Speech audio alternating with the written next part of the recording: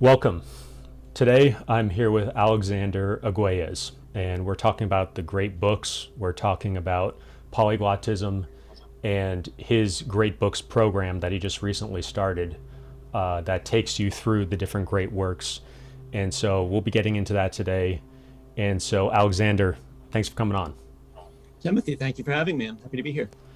So let's start with kind of the story of you going to Columbia, University of Chicago to get your PhD, and then kind of a short journey through the different places you've been. And you mentioned the Lebanon in one of your interviews, uh, hmm the great books. So any of the kind of great books projects you've worked on, and then kind of coming through to today.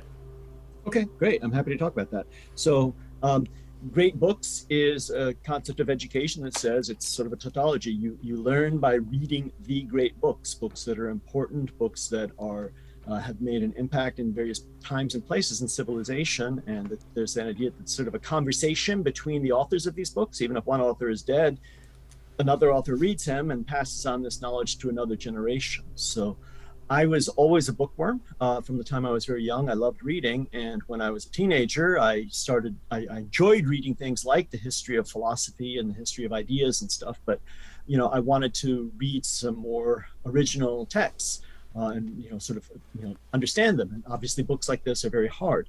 So I'm not sure that I'd heard about the concept of great books education yet, but I knew that at Columbia had other things going for it too. But Columbia University has the original core curriculum based around reading and discussing great books. So that was my first choice of universities, and I went there and I majored in French and German literature, but I really enjoyed the core curriculum at the time that I was there.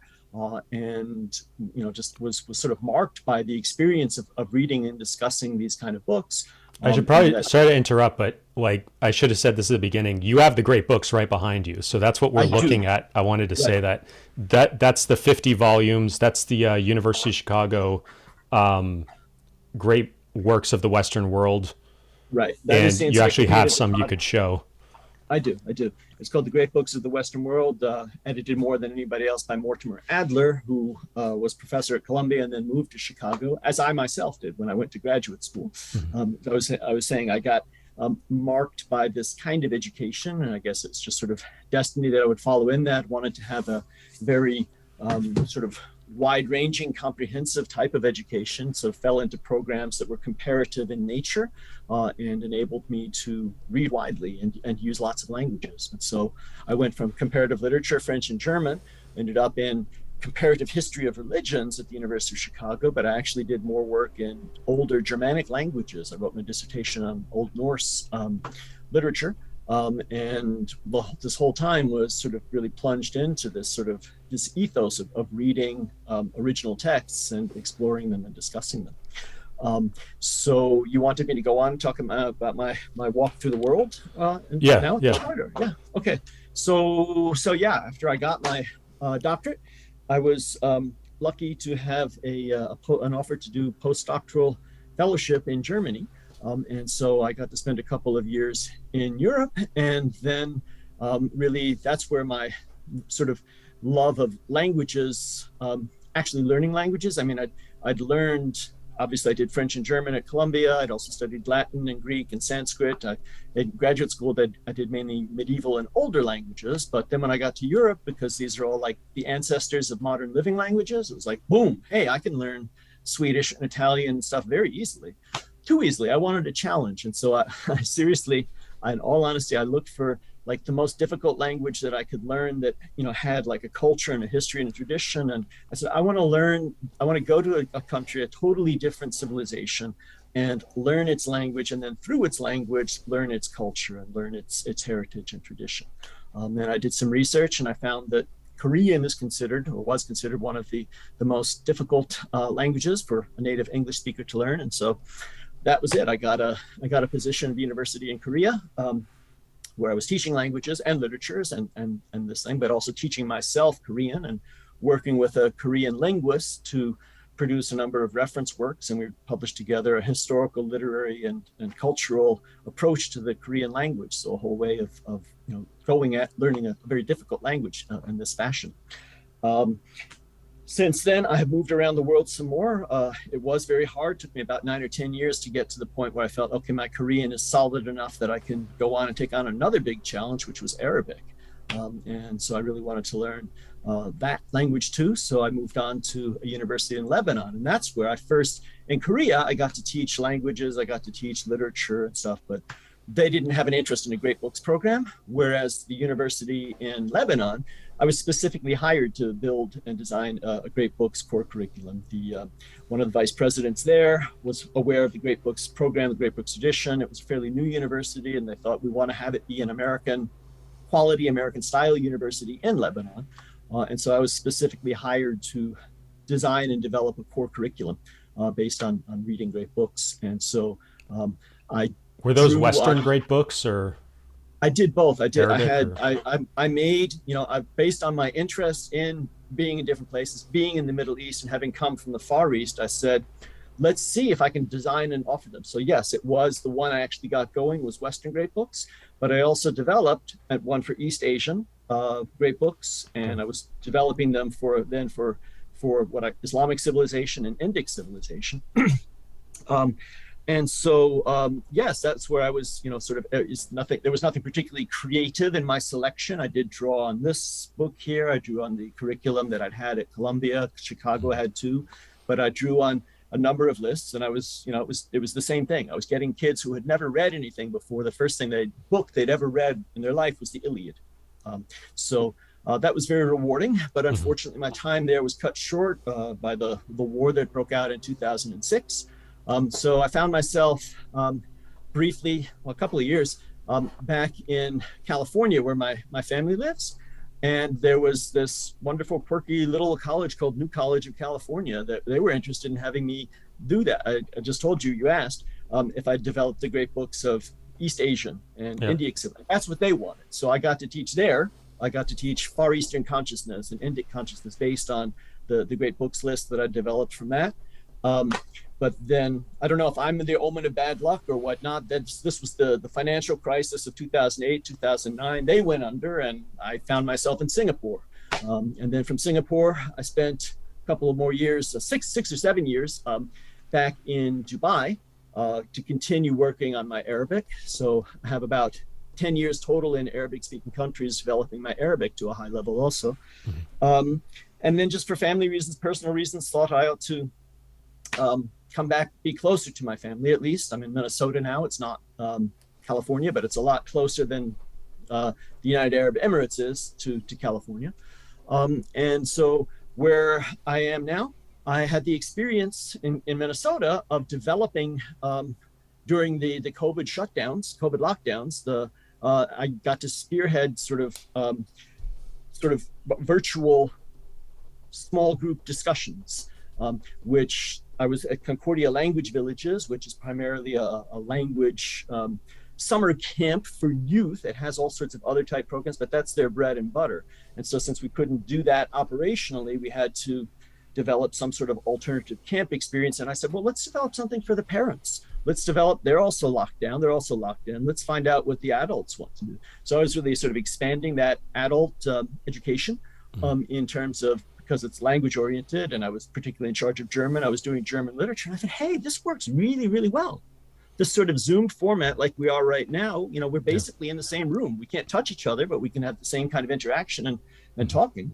And so that kind of gave me the courage and gumption to do what I had been talking about for close to 2 decades, is sort of having my sort of own institution, academy, small type place where I can focus on the kinds of things that as a university professor, I never really got to design. I mean, you mentioned polyglotry, other things like this. I mean, no university has enough people that really want to do that. And you have all these other things pulling at you. And I just thought, wow, if I can just do this virtually, I can just help adults who've already gotten a foothold in languages, like develop further, read literature in them. And then great books have always been so important to me. I thought, well, this is something I can talk more about too. And I can, the problem with getting a great books discussion circle going is, even in a really big city, it's hard to find enough people in one place who are interested in doing this. But now I've got a couple of circles going where I have people from China, from India, from Russia, from Africa, from all over the world who are involved in doing this in one space. So yeah, I just sort of thought the time is right, and I started planning for it and getting set. And so yeah, just earlier this month, beginning of May, I sort of launched this for the first time. And in terms of great books, I've got 3 reading and discussion circles going. I've got 2 reading and discussions going for Western civilization. Yes, using this collection here. And then I have one going for using a different collection, which I don't have a physical copy behind me. I'm sorry, but it's called the Sacred Books of the East, and that's a set of translations of primarily religious texts from Asia, from Saudi Arabia through China. So looking at all different traditions there. So I've got 1 circle for that and 2 circles for Western going right now. And it's been amazingly gratifying having people be there who really want to be there, who are really interested in doing this. And some of them have some experience, some don't. But it's been very, very rewarding these past couple of weeks. Yeah, and the way I originally found Alexander's stuff is on YouTube. He just recently, in the last couple months, put out some, each video is like 30 to 50 minutes long, and he basically shows you the books that he's talking about here. So in the background here is the University of Chicago Great Books, 50 volume. He also shows in another video all the different Eastern books, and then a third video has a bunch of medieval stuff. So I recommend, if you're into this stuff, you check out those videos, and I'll put the links in the description so you can check those out.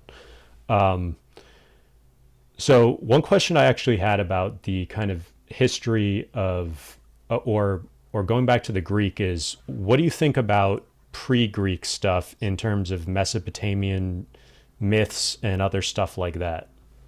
The Epic of Gilgamesh and the Egyptian Book of the Dead and all sorts of interesting stuff like that. That's really interesting too. That is very interesting, and I would I think I did start one of my great books things of the sort of but I've always struggled to call it. I guess we could call it Islamic civilization now, but Islam is quite actually a new innovation. It has deep roots in the Middle East, so calling it Middle Eastern civilization or Central civilization or something this. But definitely, I think a reading and discussion circle focused on Middle Eastern Mesopotamia should start with that. Should start with Gilgamesh and Egyptian stuff and the like. Yeah. And then what about Zoroastrianism? Zoroastrianism is extremely interesting to me, and that is my plan. Is that this text of the Sacred Books of the East has lots of text, has about 8 texts from Zoroastrianism, the Zend-Avesta, and a couple of other things. So that's my plan right now. We're starting out in the Eastern text. We're looking at the Quran, but my plan was then to move on to look at some Zoroastrian texts. Yeah, I thought it was interesting that kind of it started out in your teens where you were interested in history of philosophy, history of ideas, and that's something that I'm very interested in. So I guess it seems that people tend to go back to the Greeks, but not go back to the kind of the Gilgamesh and other things. So I'm not familiar with those works, and I was just curious, like, what do they add to the story? What traces back further than the ancient Greeks? Well, like the Epic of Gilgamesh, for instance, is in essence, it's a variation, a different version telling of the same sort of flood story, the story of Noah that you get in the Old Testament. So you have perspective of different civilizations. We're doing it, the Egyptian Book of the Dead, all the Egyptian tradition, you see the evolution of their ideas of the soul and different types of soul and how it would go on, and just basic an understanding of how these earlier civilizations were very theocratic. Both the emperor, the king himself was considered a god, and they were, really, I mean, you get an entire civilization moved around, everybody come together and let's put all our energy into building this temple to the gods. So it just shows the importance that religion had in their lives. And you can kind of see the evolution of sort of religious ideas. If you start, that's the first records that we have. I mean, if you're interested in humankind, if you're interested in the human true history, knowing everything that's been written down, if you start with the Greeks, you're starting halfway through history. So history starts being written down about 3000 BC, 2500 BC. If you start with the Greeks, you're starting about 800 or 500 BC. So you're lopping off the beginning. And why would you want to do that? I mean, Aren't the those initial Greek stories though? Aren't they looking backward further in time? So do you how do you delineate the time there in terms of when they were written down versus the events they're describing? Right. So, um, yeah. So, I mean, we know that Homer, or the person who's supposed to be Homer, is writing about 800 BC, but he's talking about actual events that did happen in Troy about maybe 300 or 400 years before that. And all of that is, you're right, sort of the classic Greek civilization that we know has, is looking back on what we call Minoan and Mycenaean civilization, which was an earlier civilization based on the Isle of Crete. And you can see a lot of their mosaics and paintings and stuff. But a lot of that language, we haven't deciphered it yet. I mean, Mhm. there's a lot of writing in this language on stones. I don't know how much exactly, if there are books and libraries, but we can't read from this civilization directly because we don't know how to interpret its script. So yeah, we're thrown back on basically the Homeric times to talk about something that's about 800 BC that is talking about stuff that is 400 or 500 years before that. And then what about the Torah? I mean, how far does that go back? Um, the Toro, I mean, it was really that's also, I mean, that's debatable. I mean, some people Okay. say it's much older. Some people say it's not. Some people say it goes back to maybe 12. It's about the same time as say the Minoans and the Mycenaeans, 1200s, to the tradition of it. But the Okay. writing of it down is also sort of similar to the maybe 500, 600 BC is when we start to find any like texts that we can latch on and hold on to. But some people say it's much older than that. Okay. So I guess to kind of zoom into more recently, and this is the thread that I'm kind of, for me, in terms of history of ideas, one of the threads that's most interesting to me is the history of psychology and kind of when it. I thought it was kind of interesting that Freud is the last author of the great works, Mhm. and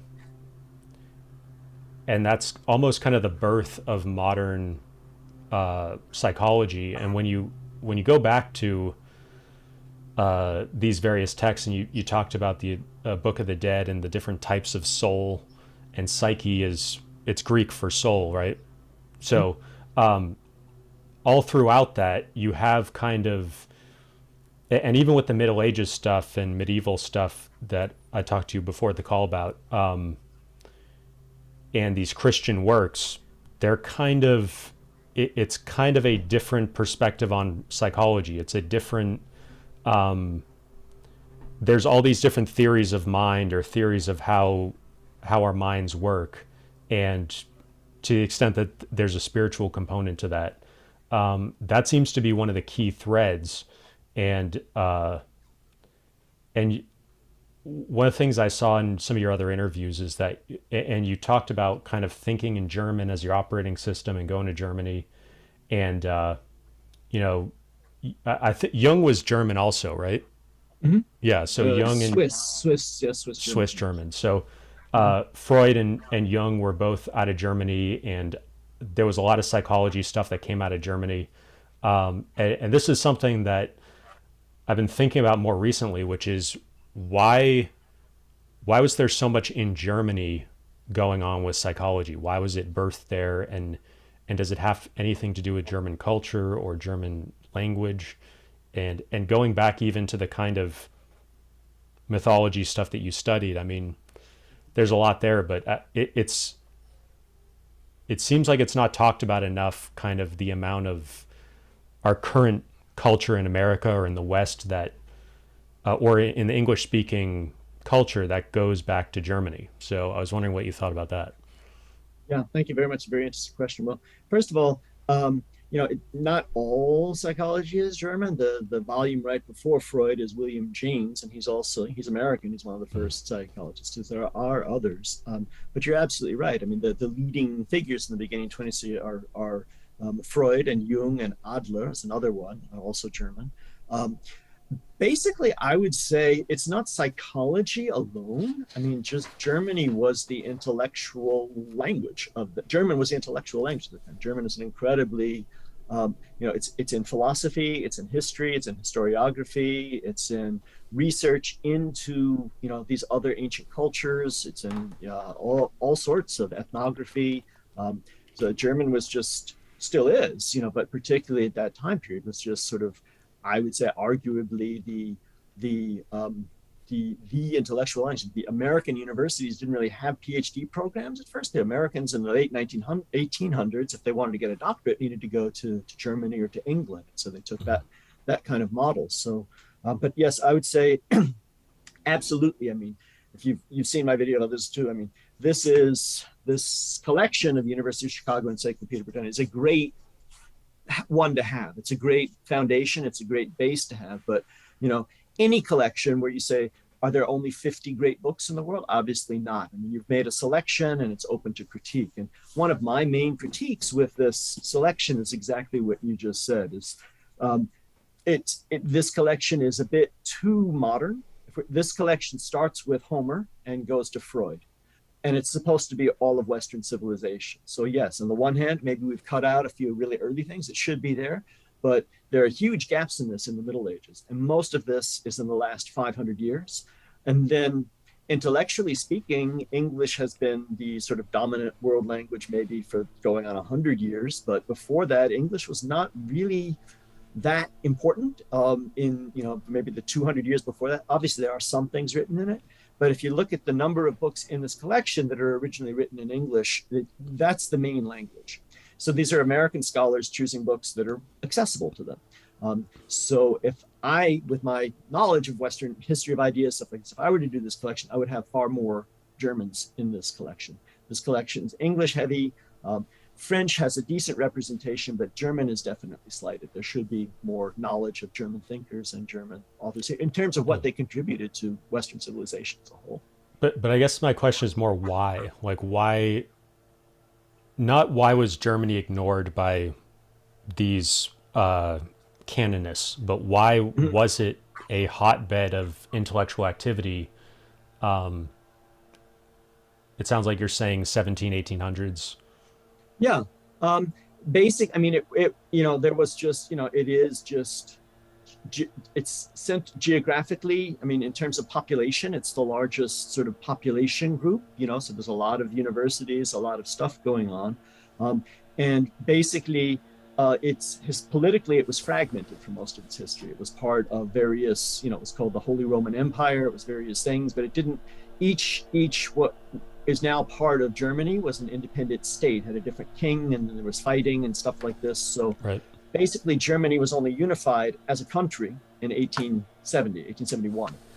And until then, before that, there was a lot of fighting and stuff. But once it was settled, and once it became one government, that the government could sort of maybe, calm things down and encourage learning and stuff like that, then I think there was this ferment. But it's even before that. I mean, you have people like, Schopenhauer and Hegel and all these thinkers who were before the foundation of the German Empire. But I think it's political fragmentation and then coming together that, that causes, I think, it to bloom for a while. But then on the other hand, it's precisely that. I mean, once Germany became unified, Germany was not a major power. I mean, after the Napoleonic Wars, when they sort of looked at the Treaty of Vienna and said, okay, how are we not going to have more wars? Let's, have a balance of power. You didn't need to take Germany into consideration. France and England were the two main powers. After Germany unified, Germany is like, oh, all of a sudden it's the strongest country. And so France and England are... What were the dates of the Napoleonic Wars? Napoleonic Wars end in 1815, absolutely, when Napoleon is put down. Okay. You could argue that they start with the French Revolution starts in 1789. And never really, it has periods of simmering. Napoleon didn't come to power until a couple of years after that and, start conquering. But it's, most of the early 1800s, definitely from the late 1790s through 1815, you have nonstop warfare. And most of that is fought in a lot of it is fought in German territory. I think one of the frameworks you used in one of your videos was like, there's the Renaissance in Italy, and that's like 100, 200 years before the Reformation, so that's like around 1100 or 1200. And then you have that in Italy, but it doesn't kind of go over the Alps. It doesn't go northward. Then you have the Reformation, and so you have Martin Luther, and and then you have the Gutenberg press. So now you're in like the 1500s. And then you have the Enlightenment also kicking off. So I understand that kind of tripartite structure, but I don't, where it doesn't make sense is, well, why did Germany have all these thinkers in a way that France and Spain and England, I mean, England kind of had, they had the scientific revolution. There was a lot of stuff happening there with like the Royal Society, and there was some in France with the, forget what it's called, but their Society Generale or something. So they had some stuff going on, but like there's so much philosophy, history of philosophy, and I see psychology as kind of a implementation of philosophy. So, the question remains, like, why was there so much specifically in Germany at like a philosophical, religious level that seems to outstrip what was happening anywhere else for like from 1500 to Mm-hmm. 1900, pretty much. Mm-hmm. Um, well, I mean, there is stuff going on elsewhere in sort of different realms. I mean, in sort of Spanish, for instance, and the Golden Age is a little bit earlier, the 1500s, 1600s. So you have a lot of Spanish literature, Spanish mysticism, and stuff like that. But sort of that's when Spain is a world power. Then sort of Spain starts to go down. France has tons of stuff all through this time, French thinkers and the like. And as you mentioned, English has certain starting with Berkeley and Hume and Newton and all these people. We've got things, but really just again, I think it's a demographic thing. I mean, Germany is a centrally it's a large population, it's a large language, and once Martin Luther translated the Bible into it became a unified language. Everybody could refer back to the Lutherans' language. So you have large numbers of people who are able to communicate now by using one written medium, which they didn't have before. In the Middle Ages, you had various dialects, more or less mutually incomprehensible, but in terms of now, everybody can read something if it's written in German. And so I guess, yeah, it started with Luther being a theologian doing that, and then the theological tradition and the philosophical tradition just sort of spun off from that. There were always large universities there, and yeah, just a well-educated population. So sort of, I guess, took root. But yes, that you're right. The philosophical tradition and then spin off from that, the psychological tradition are particularly rooted there. Another thing that I think is interesting about German culture is kind of the dichotomy between German idealism and romanticism, and then also you have German engineering and German organization and precision, and I guess I don't think of any other culture as having that much of a kind of both ends of the spectrum. So I was wondering if, and also kind of, I was reading something about Hegel and how like there's some new translations coming out, but it's difficult to translate his ideas, or reading his ideas in German helps a lot. So, or maybe doing kind of a word by word versus a concept or sentence or paragraph by paragraph helps. So I was wondering if you had any thoughts on that. Um, yeah. So you said two things. So Hegel, and what was the thing you mentioned right before Hegel? Uh, Idealism, romanticism versus kind of German engineering and Oh, precision and okay. kind of. Right, right. So that's another thing that's up to me. Just in terms of um, the Industrial Revolution really got started in England, but I think it spread to Germany next. So Germany is one of the first countries that became industrialized and modernized in that kind of sense. So that's part and parcel of the whole thing. So you mentioned engineering and inventions as well as romanticism and idealism and stuff. Don't forget music. I mean, there's all sorts of stuff Mm. going on in the German intellectual realm.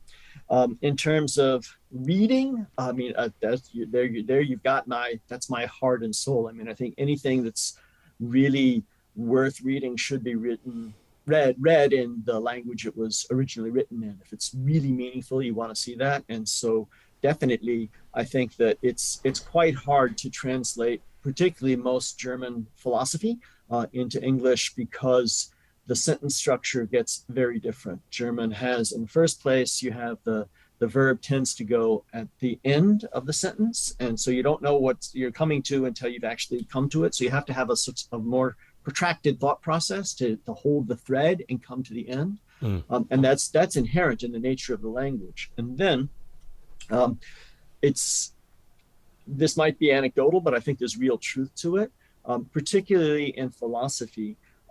You've just mentioned Hegel is particularly opaque and hard to read. Okay, but it's because of it's the chicken or the egg question. Maybe it's because of Hegel and because of Kant, because they wrote in a particularly convoluted, long style.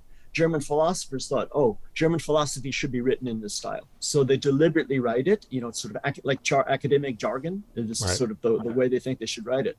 But there is a German philosopher, Arthur Schopenhauer, who is the exact opposite of this. And Schopenhauer is just about the clearest stylist you can find. For years, he was taught in German schools, not even as a philosopher, but just how do good, clear academic writing. How do you say something and make your point very clearly? So it doesn't have to be that way. I mean, Okay. Schopenhauer is probably easier to translate, unfortunately, because of this. But it's still worth reading the original. But yeah, somebody like Hegel, precisely because of that, because you take a sentence of Hegel and it's the entire paragraph or an entire page. And so to make that judgment call, I'm not going to give you an entire page in English. I need to break that into several sentences, which means I need to put in some more verbs, which means my translation is going to be much more of an interpretation than a real translation. Yeah. I mean, there's kind of these ontological level problems potentially in translating anything. So I think that was another thing I wanted to ask you is, and kind of this links to spirituality, religion, psychology as well, where you have concepts like the concept of the soul in Greek writing was not the same concept that we necessarily use today or use in psychology, or was more complicated or just Mhm. different. So that seems to be one of the major challenges is translating concepts between languages. And one thing I've found is uh, not even necessarily reading something in the original language, but looking at different translations of like the Bhagavad Gita, and it's Mhm. like you feel like you're looking at two very different things, even though they're supposedly translating the exact same thing. So you don't even need to know the base language to see these sometimes massive differences, and it makes you think like, how do I decide which translation to read? And so I was wondering if that experience is what made you think, hey, I need to uh, read this in the original language, or if it was something else that kind of makes you think that. That's a large part of it, what you just said. And that's something that, I'm encountering right now. As I mentioned, the seminars that I've got going, we're reading Herodotus, and this is the hard copy of Herodotus from this selection. But I told people, at least getting started, one reason, not one of the main ones, but this is digitized. I know you're a bibliophile, me too. I'd let them have it in my hand, but some people are happy with that. At least everybody can get access to it. I said, okay, this is online. Everybody can have this. So, but in my Zoom room where I have 10 or 12 people and other things, I can see the majority of them have some sort of book in their hand, and they've got all sorts of Yeah. different translations. And so I say, okay, let's see, in paragraph 65 of book one, he talks about how he goes to source materials or what he's seeing here. Can somebody read this? And yes, people will read things. And yes, even in a historical book, it's quite different. And we're encountering the same thing absolutely in the Eastern civilizations where we're reading the Quran. And I've got this version here in my hand. This is a bibliophile's dream version here. So it's a beautiful, Yeah, could beautiful you book. could you crack Yeah. these two books open and just kind of show people what it looks like inside? Because I know people are just going to be wondering at that level. Okay, well, let me go back to the West. So yeah, because this is going to pale in China. If I didn't have this in hand, this I would say this is a beautiful book. These are really nicely produced. Even the thing with these here, they were originally published in 1952, and most of the time these have just sat on people's shelves. So you can probably get a 60-year-old, 70-year-old complete edition on eBay or at some churchyard sale or something like that. Like I did, we got this at a churchyard sale. It was fill up bags for like $2 or $2.50. So we got these into like 4 or 5 bags. So I got this whole set for like $8 or $10. The And if you try to paper, buy this on Amazon, it's like $2,000, or it can be yeah, 500 or 2,000. But right, right. The paper, I don't know how much it comes. I yeah, that mean, looks the pretty. Yeah, print the print is really clear. The paper is nice and smooth. I mean, it lies open, nice and flat. I mean, it's a yeah. good reference work. It's got really nice heft. It's very clear. Um, yeah, this is a really nice addition as such. I can't. Yeah, the paper is just incredibly smooth feeling, and so many that as you get older, you need reading glasses. But even with them, some books are very hard to read. But this is, very, very, very clear.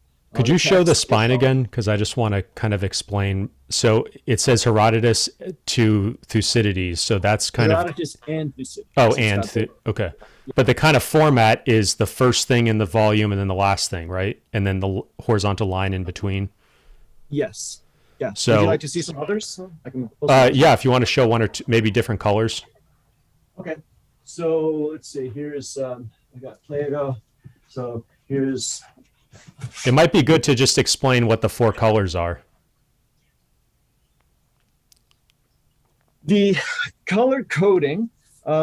I have seen, so here I just pulled down Augustine and Thomas Aquinas. So you can see here they've only got one author in them. So there are some books that have multiple authors. Usually they are like, these are two historians who are right next to each other. There's one volume where they have the astronomers. So they take the one thing that's out of sort of historical orders. They've got Ptolemy, and then they've got Copernicus and Kepler. To get all the astronomy together. Right. Right. So I have seen and heard two different things. And one is that the color coding is sort of has to do with the type of work. If you open, all of them have inside, you can see, anybody who's watching this can pause this and see all 50 volumes or authors that are in it. You can see everybody who's in here. But you have them basically categorized. You have literature. So fine literature, and that's one color. So you have Homer and the playwrights. Then you have history and biography, and then you have philosophy, and then you have math and science. And so this is sort of a greenish thing. This is scientific. This is philosophy and theology is sort of brown. This here is more bluish history. But some of them seem to be like not in that color coding scheme. Yeah. And then I was told maybe it's just printing or something. And so maybe my set of 50 odd volumes is taking one from this set, and I've cobbled it together and I've got one complete set. But you can see that even if that's the case, they're all in perfect condition. They're all the exact same format and same color. And just so there's the numbers, and then below that there's this. Is that the University of Chicago seal? That's the University of Chicago seal. That's the Britannica Press, and this is like the volume number. Yeah. So people in the old days before Google, they would have books that looked pretty similar to this, but it'd be the Encyclopedia Britannica, and there would be like, 30, 40 volumes on a shelf just like you have behind you, right? Right. So this kind of fits in with that, with kind of old school going back 50 years before the internet. How would you, and I wanted to ask you about encyclopedism next, or building an encyclopedic mind. But before we do that, I thought it was interesting Thucydides and Herodotus are together. So for context, Herodotus is like the history of ancient Greece, and Herodotus is considered the father of history. And so that's why you're starting there, I would assume, is because that's kind of where it all starts. So, and then Thucydides is interesting because, everybody that's looking at, what's going to happen with the US and China going forward, they talk about the Thucydides trap. Could you talk about that for a second and kind of what the Thucydides trap is? Because you see it in the newspaper every few days. Okay. So you have basically Herodotus and Thucydides are the first two Greek historians that we have. And as you're right, Herodotus is known as the father of history, but this goes back to something you mentioned earlier. It's like, if you know about history, you might say, wait a minute, Herodotus is writing when? About 500 BC? And didn't history start with Gilgamesh and the ancient Egyptians? So how come we're calling somebody who's writing 500 BC like father of history when we have history going back to the Greek, the Egyptians and stuff? Well, most history before Herodotus is a lot like the Old Testament. Some of the Old Testament books where you pick it up and it says, this is, this was the father. He was the father of him, and he came from this tribe, and he had this many men.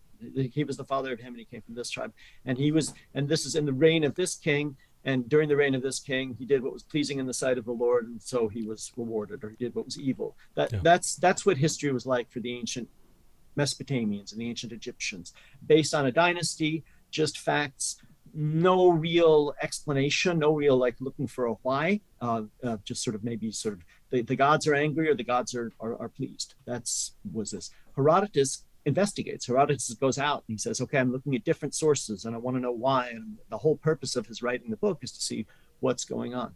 So Herodotus is writing about what's called the Persian Wars, are two main wars, 490 and 480 BC, roughly, two times when the Persian Empire, which at that point was the largest land empire I think the world had ever seen, and had conquered everything geographically in the known Mediterranean Basin type world, except Greece at that point was really, Greece was a rocky, backward nation that hadn't done anything. Can you just geographically, I know some people aren't going to get that, like the Mediterranean Basin, do you have, I mean, when I think of Persia, I think of Iran, but that's not really accurate for the Persian Empire at that point, right?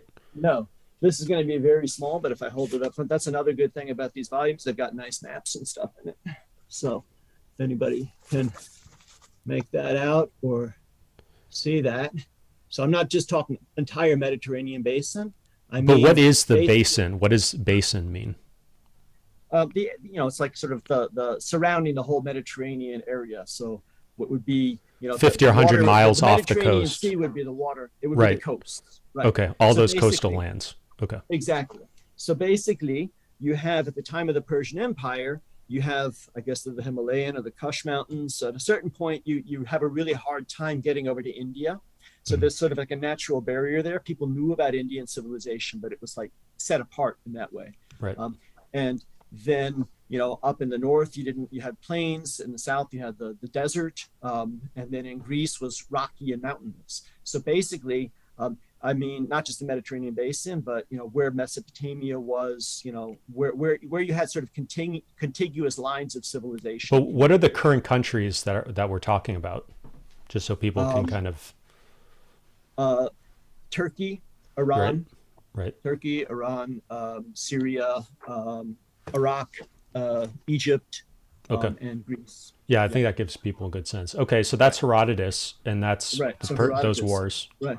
Herodotus. So these wars here, and he's investigating this, and the whole purpose is like to look at what happened. And a lot of historians look at what happened and say, what happened is basically the Greeks before this, their civilization was based on city-states that fought each other all the time, but yet had the same religion, the same customs, went to the Olympic Games together, went to the same oracles together, but spent all their time fighting each other. And if you look at Greek civilization before the Persian Wars, it's not particularly distinctive. Greek statues look like copies of Egyptian statues. There wasn't Greek history, there wasn't Greek philosophy, there wasn't Greek literature. And then after the Persian Wars, boom, you get all of that. So there's an explosion of the golden age of Greek civilization. And modern historians, we look back and say, it was probably because of that experience that the Greeks had of saying, the big empire that has conquered everything is now coming for us. We probably don't have a prayer of fighting them off, but the only prayer we have is if we band together and fight together against them. And so that's what happened. And that's what happened. The movie 300 is a piece of this, right? That's a very fictionalized piece of it. Piece of it. That's the story. That's the setting. That's what's going on. That's the Persians coming to conquer the Greeks. So Xerxes and the pass and everything. And Darius. Exactly. Yeah. All of that is part of this thing. So Herodotus is writing about the Persian Wars that happened 490 and 480. And then Thucydides is writing about what's called the Peloponnesian War, which is at the end of the 5th century BC. It's from, I think, maybe 429 to 339. It's about a 30-year war there, which is between, or do you see in Thucydides, Greece is emerging as a culture, but who's going to be the leading Greek state? You had all these different states that were fighting. And at the end of this time, Athens and Sparta emerged as the sort of the two leading states. And basically the Peloponnesian War is a Greek civil war when these are the two leading states and all the other cities have to choose sides among it. And so when people talk about sort of Thucydides traps and stuff like this, they're referring to the whole I guess that whole idea of the civil war breaking out, you could be unified, you could be one culture, and then instead of this, you're fighting amongst each other. Athens is held up in particular, sort of being the leader of democracy, the leader of like most of the ideas that we associate with the Greeks and the like. The Athenian philosophers, it's true, they sort of did apply this inside themselves. But if you look, when you read Thucydides, you realize, if there's bad guys, the Athenians are kind of the bad guys the way they're treating other people. They're not applying the same ideas about democracy and about freedom and about the things that they're applying to themselves. They're happy to go out and conquer other peoples and make other Greek city states and make them part of it. So I guess it's partly not application of your own ideals, is maybe one thing that people are referring to. But you have everything. I mean, everything, basically, you have everything go right for a short period of time, from fighting off the Persians until this civil war breaks out. And then this civil war basically just kind of brings everything crashing down. You kind of get a point where you say you could have been this free, independent people who all banded together, but instead of this, you fought each other. One side ultimately got suppressed, and then ultimately Alexander the Great is able to come, and like where you didn't have an empire before, everybody gets conquered under him and has to become part of an empire. So you have a very brief flourishing of like ideas of the kind of things that we value today, liberty and individualism and all of those kind of things, like flourishes and gets blown out. So how do you connect the kind of role players in Thucydides versus the modern day? Who's China? Who's the different? Is it the different parties in the U.S.? The polarization in the U.S. represents Sparta and Athens. I would say, yeah, that's probably what people. Honestly, when you mention that, it's like, that's a reference on the tip of my tongue. I would have to look at how people are using that. I'm not right. totally familiar with that. But then, what lines up is Persia lines up with China. Something along those lines, yeah. Persia, or Alexander the Great. China is the outside power. If you're looking at that, basically, our infighting, our lack of unity is very parallel to the Greek Civil War. Intellectually and maybe just in terms of possible potential fighting. And then you do have big outside powers, whether the Persians or the Macedonians that are like waiting to come. It's like, okay, when you guys are disunified and fighting each other, we can come and conquer you. And just for people to get the geography of this, so Athens and Sparta are both in modern day where Greece is. Mm-hmm. And for the Iliad, that's Troy is kind of over on the other side of the Aegean Sea. On the Aegean Sea, on the coast of, let me see if there's one that's a bigger map. And then the Odyssey is going from is it Athens or Sparta over to Rome, which is in Italy? Okay. So this is, I don't know how clear this is going to be, but this, let me see if I can find on, here's just a region of the Aegean. And so Troy is somewhere like, I don't know how close to Istanbul, Constantinople, sort of in this area. Like the western coast of modern day Turkey.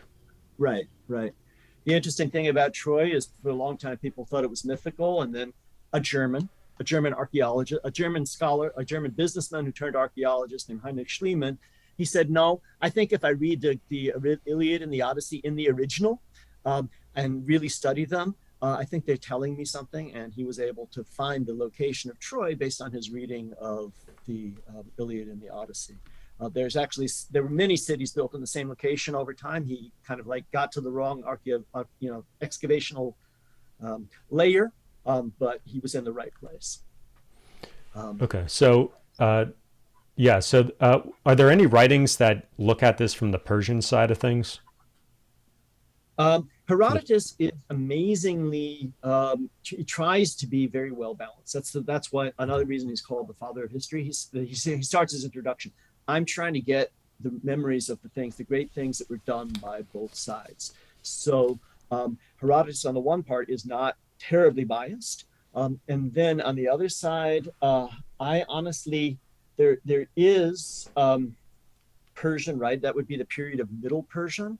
And there are inscriptions and stuff. You mentioned, about Zoroastrianism, that's slightly earlier. I don't know the degree to which that is extant in sort of text form or was on side form, but I'm sure that there are some records that again are not as well known that would present things, from the perspective of these great kings, the kings of kings. I mean, we can still see that if you go to a big museum and like the Brooklyn Museum or something, you look at these big stone slabs that talk about the sort of the great deeds of the king. So these big monumental Mhm. architecture certainly talks about what they did. Something I read about, I think the Iliad and the Odyssey, is they kind of represented the Old and New Testament of the Greek culture, Greek and Roman cultures. Do you think that's accurate in terms of kind of being Uh, didactic as well as character formation and stuff like that? that's interesting that you say that. Perhaps, I mean, people do, for the longest time, people thought, going back to great books education, it's not a new concept. The idea was you read the great books. And for the longest time, people thought, okay, you learn in school how to read Greek and Latin, so you can read Homer and you can read Virgil and you can read these things. And so yeah, that's people say that about Homer, about Shakespeare, that these guys in their works had basically a real, even though psychology as a discipline didn't exist yet, they had a concept of what made people tick and what made people do things. And so yes, I have heard that kind of thing said about the. I haven't heard that Old Testament New Testament analogy, but that yes, the Homer does sort of cover all aspects of morality and aspects of teaching, and so Yeah, it's I think it's a little over determined maybe or over mhm. fitted that. But I wanted to see what you thought about kind of comparing these histories to like a historical, like a regular textbook history textbook you'd read today. People, just to take the opposite side of the debate, what if somebody's listening to this and thinking, well, why read this random guy who wrote about this 2,000 years ago when I can just read a textbook or read the Wikipedia entry? So, how do you justify it, or how do you distinguish the two? Like between reading Herodotus and reading some thing. Yeah. Well, I would challenge anybody who's. I mean, if somebody really is going to think that way, then there's probably nobody's going to get nothing can convince them. But anybody who's open-minded enough to crack this open and start reading is going to say, "Hey, man, this is really interesting." He's got all sorts of stories about people. I mean, this is the richness and depth of presentation here. Just it can't be compared to anything that you could Google or find and things. And then going back to the other thing that you mentioned, reading histories of ideas and histories of history, history of philosophy, something. I mean, that's I at a certain stage in my life, I really enjoyed doing that too. But at a certain point, you realize, everything is being summarized for you, and everything is being, sort of presented for you. And particularly with great ideas, how do you, like you mentioned with translations, how do you know that you're being told what's really there? So Hmm. if these are really great ideas, if this is really great writing, it's worth going to the sources. But yes, as you mentioned, just the reason these books have made it into a collection like this is because even though they're 2,000, 2,500, the perspective that these authors had is such that, yes, I think that reading Thucydides is a very, very valuable insight for understanding what's going on in our, in the current world right now. And same thing when you look at some ancient Roman histories, American civilization is quite similar to the Roman Empire.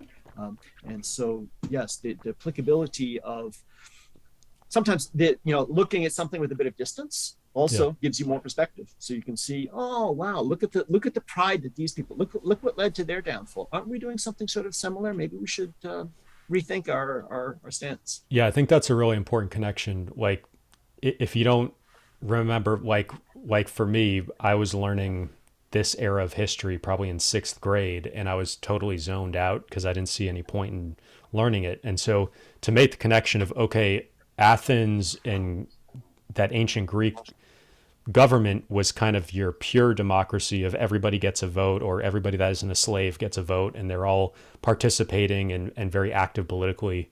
And then you have the Roman Republic where there's more representation and it's getting a little bit away from pure democracy, but it kind of goes back to colonial days and like a townhouse, everybody votes, everybody's talking, to more today where we have representatives. That's very, and even like Thomas Jefferson and architecture and Washington, D.C. and the mall and everything, it's all taking inspiration from Greece and Rome. And so if you don't make that connection, it's like, oh, well, this is just another era of history, as opposed to no, this was really the role model that and template that was kind of copy and pasted over to America. Absolutely. Absolutely. Yep. So to shift gears a little bit into encyclopedism in general, this was another thing that I picked up in one of your other interviews where you talked about this kind of dream of being kind of a walking encyclopedia or having everything in your brain, the importance of having things memorized. So I want to get back to kind of the importance of memorization at some point, because there is a debate between how much should you memorize and what should you keep on your computer or just Google it when you need it or keep it in a book or in your notes. So I want to get to that later, but the idea of having encyclopedic knowledge, how do you have certain role models from like in the Middle Ages, you could pretty much read Absolutely. everything and some of these Mhm. guys did. So is that kind of where you got this idea from or somewhere else? Absolutely. Yeah. There are many medieval and yes, you can, make sort of a slightly disparate. Well, that's because you didn't have that much knowledge, so you could, put it all in one place. But to me, it's a question of tying knowledge together. It's not just factoids here, factoids here, factoids here, but how does all the knowledge how to fit together into a system? And so, absolutely, in the Middle Ages, you had wide both in Latin and also in Arabic and in a wide number of languages. You had people who's like, okay, this is everything it's possible to know and how it ties together. Mhm. So there's not a claim that there's no more knowledge out there, but this is an integration of it. So it is the connectivity of the information that you have in your head is what makes it really valuable and important, and the In ability to Middle see Ages, we're the just talking about 500 to 1500. the Middle Ages is, well, particularly the High Middle High Ages. Middle So, yeah, Ages. 1100, 1200, 1300, about Okay. this time period is when you have the most things like that. So, yeah, I just was always captivated by that and just liked the idea of it. And also sort of kind of came, just I am old enough to remember that, before the internet, although it was clunky and difficult at times, somehow the way that you had to seek out information made you retain it a bit more. Whereas Right. our ability now to find something instantly does make it go in one ear and out the other. There's no retention of it. And so to me, it's a question of, if it's valuable reading and knowing and finding something, wouldn't you like to hold on to it? It's just something really that you just need at this moment and then you can let go. But if it's something that's, repeatedly comes to you, wouldn't you like to retain it? Yeah, and you wrote this on your page of how you're going through the, I think at least the Western, but maybe all of the great books, which is you can go through chronologically, which is how it's organized, or you can use the synopticon to kind of go thematically, but you kind of need to have already read Mm-hmm. most of them or be familiar with all the ideas before you can use the synopticon, which is kind of like a taxonomy of Mm-hmm. different ideas. And what you're getting at is something I really agree with, which is why I like to look at old school ways of doing things, is because I use the term information retrieval, and it's kind of a computer science or librarian science term, but it's basically in the old days before the internet, you did have these indexes, like at the back of the book, there's an index and it's alphabetical keywords. But a lot of what you were doing was some expert had taken the time to create a synopticon or put together an encyclopedia and put some kind of taxonomy together. And then you kind of had to learn that skeletal structure, and that allowed you to access the different branches of knowledge. And I'd say the modern day version of that on the internet is you go down to the bottom of a Wikipedia page that's on an important subject, and you'll see those collapsible boxes, and you can click and you can see those are the taxonomies, the kind of old school method. But if you don't have that, then you're always just kind of doing a very deep narrow dive into something and then coming out, and you never build that larger structure. Dewey Decimal, Library of Congress systems kind of give you this as well.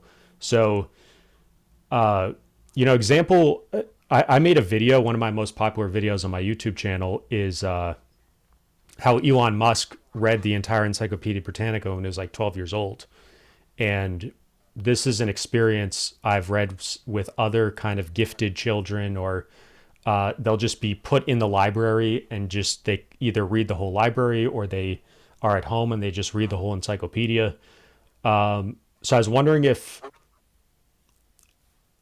you know other people who are like you who also kind of had this desire to have this very broad knowledge and this sort of encyclopedic knowledge, and is are there different approaches to it? I mean, is there anything else you can say about kind of that as a goal, and how maybe people of your generation or people who have that experience pre-internet approached the problem of building an encyclopedic mind? Um, Gosh, that's kind of a hard question to answer. I mean, I would have to certainly, just credit my father with being an inspiration in a large sense. I mean, my father, raised me in a home that was full of books and full of languages and stuff. And he was, always valid reading and stuff of many different stripes. But my father, and I would say that I'm not that much better, but my father is definitely limited in terms of, he likes literature, he likes history, he likes music, but it's just like, he goes, oh, math and science, no, he cuts that out. And my father had actually a reason for that. He was a twin brother, and so my uncle and he, apparently they fought over everything until they were 14, and they were both like loved reading and learning and stuff like that. And then when they were 14, they decided, okay, you take poetry, I'll take music. You take literature, I'll take math. And so they just sort of split that off. So I've sort of felt, I didn't get enough emphasis on that. And now when I see now my wife has brought a roundedness to the way that we've been able to educate my own sons, and they have, like, I would say, a full range of knowledge and abilities that exceeds what I have. So I've always been aware that I have limitations in terms of math and science, and wish that I had more of a way to overcome them. I don't know if I knew anybody else who, like, said openly, yeah, I want to have an encyclopedic mind, I'm striving for it, but maybe I don't know, I can't think By the offhand. way, what did your dad and his twin brother end up doing? My father is a poet. Okay. That's what he would say first and foremost. He writes poetry, he publishes lots of books of poetry, but also he was the university librarian at the University of California, Berkeley for many years, and he was in charge of Romance languages.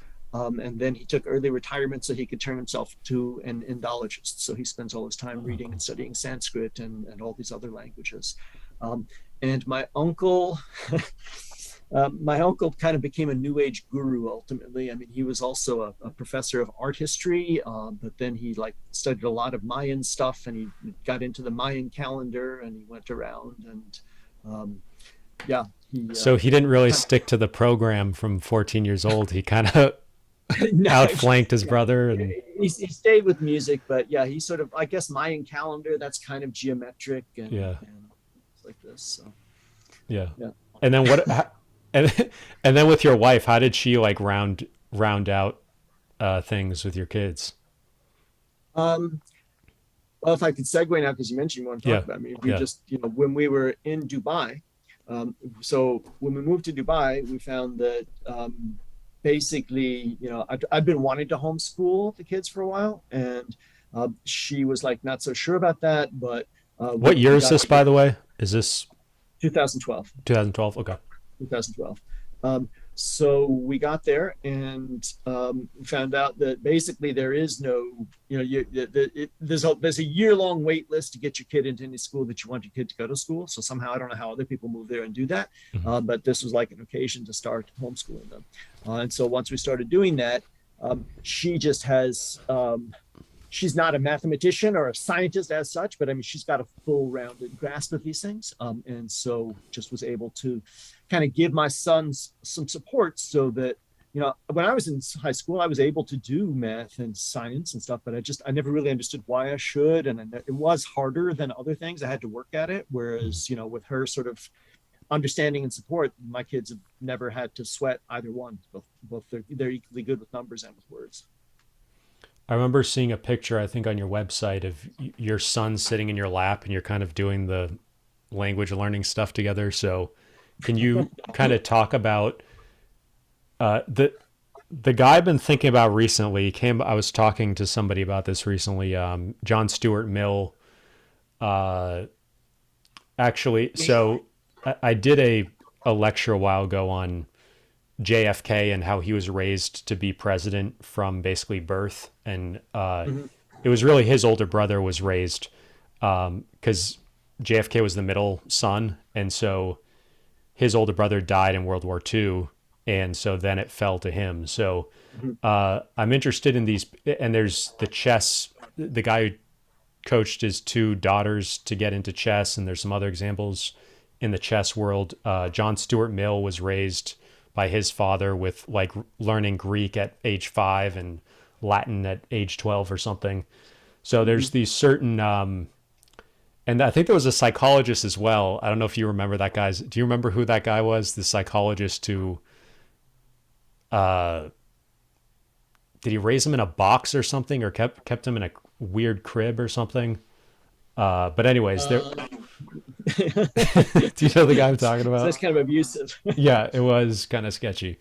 But I was just wondering if it kind of, and a lot of kind of political elites, especially, or business kind of more global people, are in the English speaking world are having their kids learn Mandarin kind of from an early age. So there's a bunch of those are kind of some different examples in my mind of approaching teaching your kids languages, especially. But I just could you kind of talk about your kids and at the various ages, you know, starting from like preschool or whatever, like what did you get them started on earliest?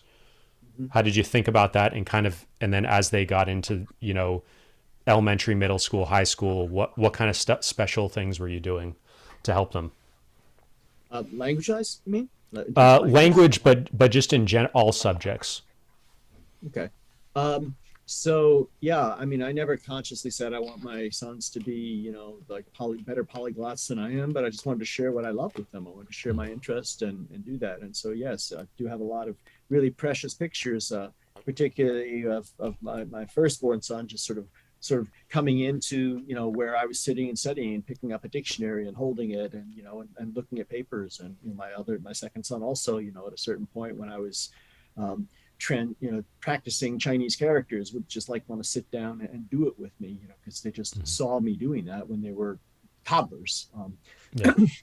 So, but basically, language-wise, when we lived in Lebanon, 2004, just the Lebanon is sort of a bilingual, trilingual country. So my older son was ready to go to like a nursery school, a preschool, and it was a French-speaking preschool. French, because I majored in it in college, is one of my strongest languages, and I was using it every day there. So I just said, I'm going to speak French with them all the time. And then my second son was born in Lebanon, and so it was always just, my wife now understands very well French, but she doesn't speak it. But it was always sort of like, okay, when the boys are alone, the boys will speak French. So with my second son, we've just always spoken French, and with my older son since we moved to Lebanon, since he's about 2. So that's just sort of been our language of communication my whole life. I've always not just spoken to them in them, but read books to them all the time. So every evening, going to bed or anything, I read, just massive amounts of reading aloud to them. So How by did you being choose spoken, French? again, because it was spoken in Lebanon, Oh, it's one of my strongest languages. And it was the language they had like in the air. I could have done German with them, I suppose, but yeah, that's what I we was went to thinking. that. Yeah. So I did start German as soon as we started a homeschooling program and I could like be sort of in charge of the things. I did start them immediately on both German and Latin because I thought that, yeah, I kind of wished I'd spoken German with them too and wanted to get them into that. And I just thought Latin was important. Mhm. So we did the most German and Latin together. And then at a certain point, they felt like Latin was, since how come we're not, it seems harder because you're not speaking it so much because the program that we had wasn't spoken. So Right. let's try to speak it. So we switched Latin for Spanish for a while, and they caught on to Spanish really fast because they had the Latin and the French background. Um, then when we spent a summer vacation in St. Petersburg in Russia, they got interested in Russian, so we started doing some Russian after that as well. So sort of based on their interest and with and things like this. So in terms of languages, They've just always been, sort of had it from me and around me, and it's been something I've been able to share. I've not tried to push on them, but let them have it. And so, as a result, I would say that they are both. I mean, my own French accent isn't perfect, and theirs is like sort of a copy of mine, and they've had less exposure to it, but it seems natural to them because they're just hearing it. So their accent isn't perfect, but their grammar and their vocabulary, they've passed the whatever those exams are that the French embassy gives to the highest level. So they're certifiably fluent in French, What are the two other languages in Lebanon? Arabic and English. Arabic and English. Yeah. Okay, so that was their earlier years. Was that like elementary school? So the older one, we started homeschooling when they were like 10 and 7. Okay. So yeah, elementary school. And I homeschooled the older one all the way through high school. Okay. And then at a certain point, when we moved back to the States, my younger one, um, I don't want to be too braggy about my sons, but when my older one got his like test scores for the SAT and the AP, and he's got all perfect scores, my younger Mhm. son looked on sadly and he said, "Well, that's great. I mean, I can't do any better, and if I don't do as well, I'll be a disappointment." And Yeah. he wanted to do something different. Yeah. So when we moved back here, he said, "I'd kind of like just to go to I'd like to go to the high school. I want to see how I can do in the high school." So I said, "Okay, if you want to keep homeschooling, we can keep homeschooling." But he needed a venue where he could do something different, and he's done really well. He learned how to play the cello really well in just a couple of years there, and Oh, some cool. other things too. So yeah, So which son went into the classics? the older son, my The older older son, son went into artist the here. Yeah. classics.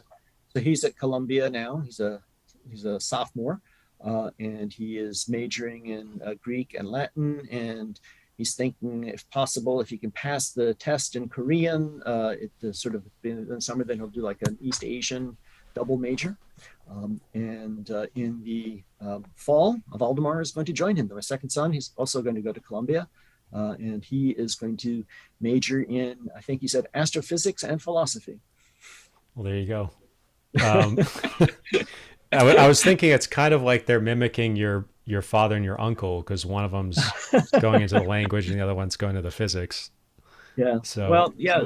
Like I said, both of them, Ardashir, the older one, I mean, he got, did just as well in calculus as he did on other things, but he just has had more of a flair for the languages. And yeah, my younger son too. I mean, he's interested in languages. He likes them, but he's just more of he's more, I guess, a little more musical because he moved on to cello as well as piano. And, he oh, just, cool.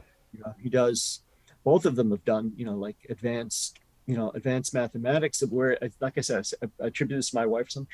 I have never seen them like say, "This is hard. I'm sweating this." It's just like they just sit down and are able to do that. So Did that's your very, older very son get impressive. into Greek?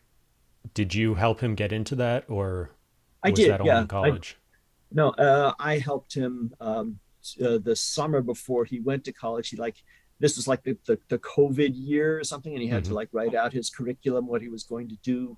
I forget the exact mechanics of it, but he had um, basically finished high school, finished all the high school requirements early, so he had a year, and he was like had to say what he was going to do during the year. Hmm. And one thing he wanted to do was New Testament Greek in particular. So we did New Testament Greek together. What is that called?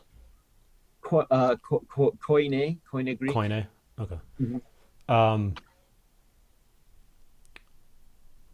this would be a good time actually to talk about the Columbia Great Books program Mhm. and the U Chicago program. And if so, both your sons will go through that 2 year at Columbia. Is that how it works? Or Yes.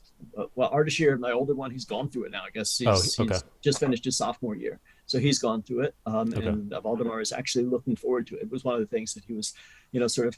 They had on the essay have to say why Columbia, and he was able to one thing to say, well, I heard from my father and my brother that's useful, but also when my brother was homeschooling and I saw him doing like the core curriculum hmm, of like the great books reading, that sounded really interesting, and I'd like to do that. So he's looking forward to that too. but they don't So the, go through all 50 books, right? At Columbia, they're picking No, out. they don't go through all 50 books, but they go through, I mean, they follow the same basic principle. I Okay. remember, I mean, I can see from my son's shelves, they have you buy the entire work. I mean, that's one thing should be said about the Britannical Great Books. These are not excerpts. You get when you have an author, you have this entire not everything he ever wrote, but if this is Herodotus's histories, you've got the entire thing. It's not half the book. It's not a Right. part of it. So they have you buy the entire book at Columbia, and I remember reading most of them. I think. Do you know what I'm not sure editions they use for at what. Columbia? I can go pull some down if you want me to. Yeah, Yeah. I'm curious. Um, I think you can hear me, right? I think the one exception to the excerpts thing is they they didn't include the Bible, the full Bible, in the 50 works, but there's excerpts from a few of the books within the Bible. So, yeah, these are some of the books that my son went through at Columbia's Great Books program. So we have Dante's Inferno, translation by Alan Mandelbaum. We have Don Quixote by Edith Grossman. Actually, let's just pause there for a second, Don Quixote, because I was actually going to ask you about that, and I thought it was like a perfect example. Yeah, I thought Don Quixote is a perfect example, or you'd know better than me, but like I think what's interesting about it is it's kind of a satire on the Arthurian cycles and just that romantic chivalrous, what do you call it, romantic chivalry. So Yeah, it's a satire on it, and it's kind of funny that the only representation of that genre is a satire on the genre. So if you're not already familiar with like the Arthurian or these other chivalric tales, then you're just seeing the satire. So none of the actual genre were considered as canonical as the satire. And that's kind of an example of framing or bias or whatever within the whoever the canon maker is in, why didn't they include an Arthurian legend?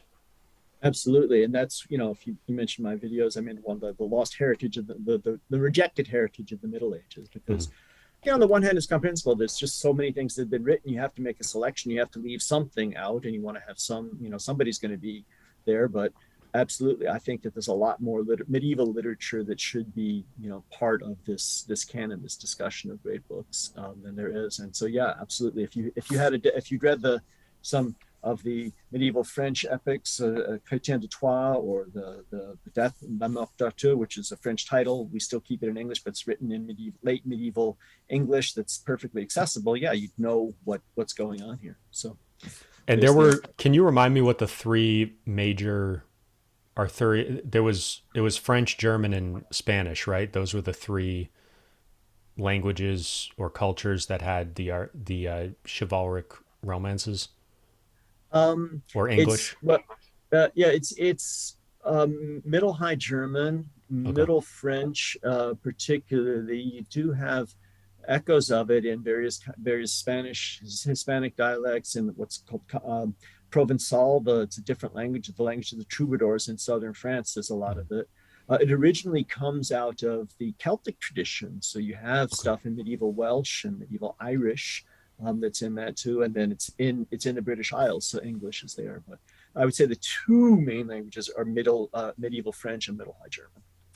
Actually, that's a good segue, or maybe we can go on a brief tangent to your dissertation and your study of the Christianization of Europe, and especially how the Norse mythology stayed. I mean, I always think of the Christmas tree and kind of how the Christmas tree represents I don't know if that's a Norse tradition, but it's a, winter solstice tradition. So is that kind of an example of what you were getting at in that dissertation? Every so often, I get my dissertation down, like every 5 or 10 years, and it's like I dust it off and I start reading. And say, "Wow, that was really interesting." No wonder I spent so much time on that. But then another 5 or 10 years go by, and I haven't looked at it. It's been a while since I've looked at it, so I'm not 100% sure of the details. But the Okay. gist of the idea was that the Icelanders, who, like the ancient Athenians, were very, had true democracy where everybody participated and wanted to maintain their their independence and their identity. The reason they left Norway for the most part and went to Iceland was so that they could be independent.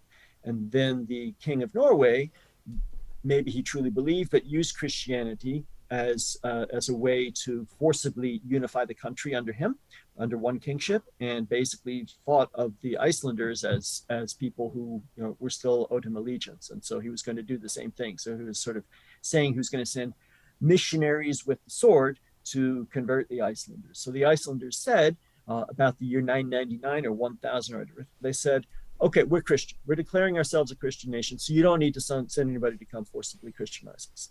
And among themselves, they said, if it gets out that we're not really taking this seriously, they're going to come get us. So we're going to have a pact among ourselves. Anybody who wants to keep practicing the old pagan traditions, you can do it, but do it in secret. Don't do it openly. Don't do it publicly. Mm-hmm. So it was only after another 200 years that Iceland truly became Christianized. You got churches, and you had, you know, the majority of people believe. So for that time period, from about 1000 to 1200, which is when the medieval sagas, that's the blooming time of Old Norse literature, which is an incredibly rich literary tradition. Definitely deserves to be in this tradition. The sagas about these Old Norse families and all these other things that are going on. So basically you have in these sagas, they're called the family sagas, they're like a mixture of biography and a little bit of invention. So there are real people that are going on. And so they had a strong tradition of dreams and dream interpretation. Right. And so what evolved is that you could say, you're not allowed to go out and say, yeah, I was worshiping Thor the other day, and, you know, and I saw this. But if you said, in my dream, I saw Thor and he did this, you were allowed to talk about this because you were allowed to have dreams and dream symbolism. Mm-hmm. So basically for about 200 years, you have this tradition of talking about dreams and having your symbols analyzed and seeing what a dream means, being a venue where you could continue to talk about the old gods and the old mythology and the like. So that's what I explored. What was the primary mechanism of spreading Christianity? Was it adapting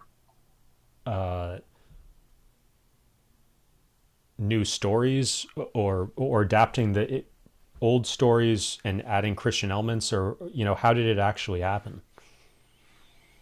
Throughout the Middle Ages? Ooh, that's a big, broad question. I mean, well, you just said that those 200 years.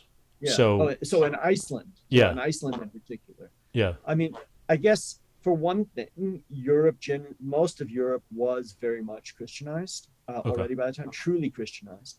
And Icelanders had this strong tradition of like travel for their, you know, going out either as Vikings or to see the world or to learn or to see stuff. And so they didn't stay isolated. They went into France. They went into England. They encountered it. And that was definitely, this is Latin. This was the High Middle Ages. This is the time when this is the church and learning are synonymous. And so it's like, oh, if you're going to go and you're going to learn how to read, you're going to see that. So it came back with the spreading of knowledge and just over time. But there was a forcible element to it. There were, you know, it's like, you know, there's a guy, you know, they're gonna, you know, they're you know, you can invert the cross and you have a sword, you know, and so there's like, this is, you know, if you don't do this, you know, we'll come to you. So there was a forcible element too. I mean, I think one of the key things is that you didn't have the printing press until like 1500. So when Christianity was being spread, you didn't have a literate populace who was like reading stuff. And so, you know, zooming out to the Christianization of Europe in general, what was the mechanism of spreading the stories? Like with St. Patrick, he was kind of reinterpreting their existing mythology, but kind of mixing Christianity into it, or saying, oh, that you call it that, but it's actually Jesus, or it's actually the Holy Spirit. So can you talk about that a little bit, about what the process was? And since it was an oral culture, was it spreading things through, you know, basically these bards, or was it doing the ceremonial, attending the mass or the ceremonial thing? Like, what was the process?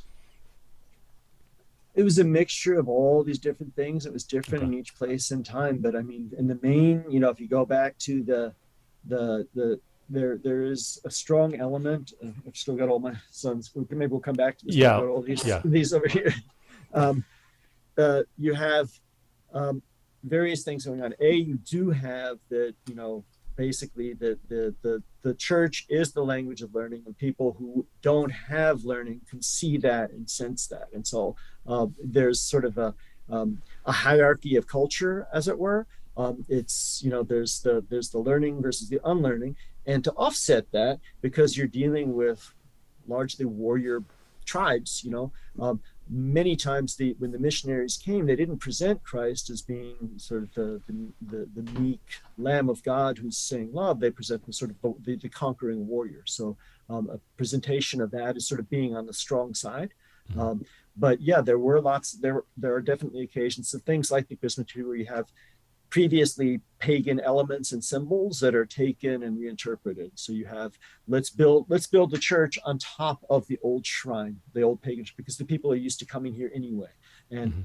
this saint did these kind of, they say that this spirit or this person did this. Let's have a saint do that instead. So you do have this syncretistic element where there's a lot of adaptation and things like that are done too at the same time. But it's different if we're talking about Saxony in the time of Charlemagne, or Iceland in the time of the Olafs, or or just where you get flat out crusaders, the Teutonic Knights in what's today, what was Prussia, what is Lithuania, and that there. It's just like, Mhm. hey, we're coming to conquer you. And the Romans did similar kinds of things where when they were building their empire, they linked their gods with the Roman gods, and they would do a similar kind of linking process. Mm-hmm. Yeah, I mean, all through ancient pagan, uh, pre-Christian um, mythologies and stuff, there was just this sense that, okay, we're this people and we have our gods, and you're that people over there and you've got your gods. But if we're talking about a god of thunder, the king of the gods, maybe this is my name for him and your name for him. And so there wasn't like an exclusivity to it. And so Mhm. yeah, it's when you build things on it, you put the new temple on top of where the old temple was. So, getting back to the list of the books that you pulled off the shelf, can you go through the Oh, rest of those, or yeah? sorry. Yeah. So um, it's got Oxford Shakespeare's Othello. Mhm. But I don't know. That doesn't mention this. Has got the essays of Michel de Montaigne and the Penguin, translated by J.M. Cohen. Can you say a Penn's few essay. words about the importance of Montaigne and kind of inventing the essay, or maybe not inventing it, but Just his being one of the influence? main Yeah. major essays. Yeah, that's something that you don't think about so often when we think of literature. Okay, novels, short stories, plays, poetry, but the essay has also been a major form of thing. And these are just like, that's where French is particularly strong. You have Montaigne, you have all sorts of other French writers that are just sort of going to sit and say, okay, here I'm going to write 2 pages a day, and this is what I'm going to think, and this is my thought process evolving over a couple of decades, where I'm keeping a record of this. And Montaigne was sort of like that. I think he's got three full volumes where he's just writing about everything on affection of parents for their children, how do you wear clothes, cannibals, measuring truth and error, vehicles. So he's just like, not zeroing in as a philosopher to say what's true or right, but just like, these are my observations of the world. And that's a good example, sort of an encyclopedic mind. Somebody there is like, here, I'm going to cover everything that I can see or think of, and tie it all together in some way. I mean, it makes me think of Twitter and how, and kind of sometimes called microblogging. It's a Mm-hmm. different. There isn't one way to tweet. There's people that use Twitter in a lot of different ways, and so the essay, in some ways, I think of it as like somebody making an important argument, oftentimes a political argument, Mm-hmm. but it really, there were these didactic essays of like, oh, this is how you should dress, and Mm-hmm. it's not like a magnificent piece of argument necessarily. Mm-hmm. So it's kind of a size based thing of like, okay, this is going to be 10 pages, 20 pages, a chapter or two of a book. Like, how Yeah, would you, yeah. but Montaigne didn't give himself a limit. There's this modern French guy. He's got it. Where is it? The Popo of. Yeah, this is There's a modern French author in the Gallimard classic series, Alain, his propos, and he just, I think Could you for spell that? Because I know some people aren't going to be able to. Alain is the Okay. name of the author, and the propos is, these are his essays. And yeah, he sat himself down for like every day for, I don't know, 50, 60 years. And it's like, I'm going to write an essay that's the size of like two sides of this size of paper. Yeah. So they're all the same kind of thing. And it's like covering his like evolving thought process from, I think, 1907 through at least 1935. So like 30 years of like my thoughts every single day. So It makes me think of blogging and how some people use their blogs as a, it's kind of before blogs, you mm-hmm. had that kind of essay format. Mm. So I'm gonna get these out of my way. This is the Paradise Lost by John Milton. Yep. I've got that. This is and then this is Ovid's Metamorphosis, and they had David Rayburn's translation. What is the significance of that? The Metamorphosis? That's changes. So it's a whole set of stories of people who are changed from one thing into another, and this is one of the main works of what Roman Golden Age and Silver Age literature. So okay. it's also one of the main source books that we have for mythology, ancient Roman mythology. Okay. Then he's got Augustine's Confessions by the Sarah Rudin translation, the Iliad, Lattimore, the Odyssey by Wilson. And those are all from what's called literature humanities. That's the freshman great books, literature and humanities course. He also did a course in at least some sort of East Asian type thing. This Ibn Khaldun's Muqaddimah and the Bhagavad Gita that he had from, this is not from the literature humanities course. What is the first one? I've never seen that one before. This is a fascinating book. You would love this. This is the Muqaddimah of Ibn Khaldun. And this is the first sort of book of sociology and historiography that was ever written. It's a 13th century Moroccan scholar. This is the time period when Islamic culture, Islamic civilization is like way outshining any other thing in terms of innovation. And talk about encyclopedic minds. There are a lot of people like that. This is an abbreviated translation of it, but it's called An Introduction to History. And it's just, you got to read it. It's a sociological analysis of why things happen the way they happen. Is it specific to an Arabic context or? No.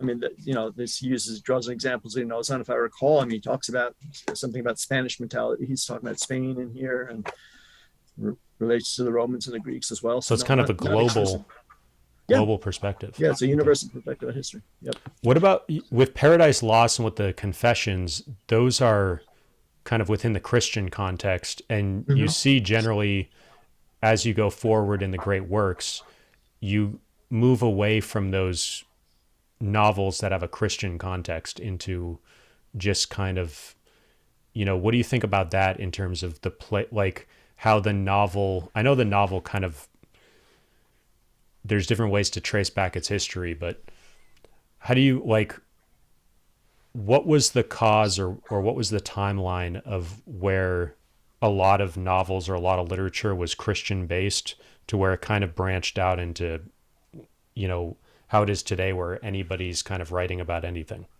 Mm-hmm. So those are the two main criticisms that I would have of this whole set here. If I were to do another compilation, I'd have more medieval stuff than is in here and less really, really modern stuff. I think now we're in a position to say probably Freud does belong on here, but when this was first compiled, I think Freud may have still been alive. And that's crazy to say this is part of the great books tradition, the heritage, and we're talking about somebody who's still alive. I mean, it could just be somebody who's popular right now, and you don't know if he's still going to be important 100 years from now. Yeah. And then also I would definitely say, if you looked at this set of books, you might have to do a double take to say, hey, wait a minute, did this civilization have a dominant religion? I mean, this is really, it's almost shorts Christianity. As I think you mentioned, they just assumed that you would have the Bible, but the Bible's not part of this. There's you do have Augustine, you do have Thomas Aquinas, you do have Dante, you do have a number of major Christian works, but you don't have Luther, you don't have Calvin, you don't have any, of the Spanish mystics like, Teresa of Avila. I mean, there's just so much that if you're aware of the broad span of history, Thomas à Kempis, The Imitation of Christ, Bunyan, Pilgrim's Progress, Pilgrim's Did stuff like that should. Luther, I mean, Calvin and Luther, was their influence primarily through their written works, or I thought it was more them going around and talking? They both had tons of books. They both had tons of written But like, was material. that what caused the Reformation and Calvinism to really pop off, or were those Oh, just did they were they causally, you know, important, or were they? Could you argue that they were just kind of the written works were not the primary piece to it? I think you've touched on it a couple of times when you mentioned the printing press. So Okay, you had people who basically didn't say things that were all that radically different from what Calvin and Luther Luther. said, doing this 100 to 200 years before that. Okay, But they were, their influence was limited. There was, I forget, John Huss in Bohemia, which is today Czechoslovakia, and a couple of other places, and and their influence was limited because the knowledge could only be spread so far, and they're basically, by from the standpoint of the authorities, this is heresy, so you can crack down on the heretics. hmm And they had two ways of cracking down on the heretics. I mean, basically, the Franciscans were kind of seen as heretics. They said, okay, moderate your cause for poverty a little bit, and we'll find a niche for you, and you can stay around. Or no, you have to stop saying this, and we're gonna burn you at the stake. But by the time you come to Martin Luther, you have, yeah, everything he said could be printed. So like wildfire, you can't put this out, so people know about it, and this gets spread. So it couldn't be contained, hmm and then just other historical currents are going on at the same time. You just have princes latching onto it for political gain. Have somebody like Henry VIII who declared himself, I'm going to be the defender of Catholicism, and then he wanted to get divorced, he couldn't, so he said, okay, I'm going to be in charge of the church. And this is great because I can take over all the monasteries and get all their stuff. hmm So there's all these many factors in it, So with but Luther I and think it has to yeah, do with the printing press, more than anything else. okay. Like one contributing thing, probably printing press. So with Luther and Calvin, what would you include of their works if you had to include like one of each? uh I'm I think Luther's, I think it's called Table Talk, where he kind of explains what he does as the translation. And Okay. Calvin, um, it's on the tip of my tongue, but I'm not coming up with right now. But I could get back to you on that. Calvin was, I'm drawing a blank on what his major work was. So this might be a good time to talk about Harvard classics. Well, actually, you so with the Bible itself, I think of that as kind of a canon in the sense that it itself is what, like 70 or 80 books. Mm-hmm. So, I mean, if you look at that and then you look at the great works and then you look at the Harvard classics, um, how would you kind of compare and contrast those three? Well, okay, so yeah, you could make a point. A certain, yeah, for many points, yes, the Bible was all people had, and people would look at the Bible and say this was, yeah, comprehensive. And you do have in there, you have historical works, you have works of prophecy, you have works of legal works, what you're supposed to do and the like. You have then you include the New Testament, you've got the Gospels, and you have the epistles that are telling, Paul's laying down doctrine. And so yeah, you could make a point that the Bible is kind of a comprehensive, um, evolving tradition, and contains all the sacred knowledge that's necessary.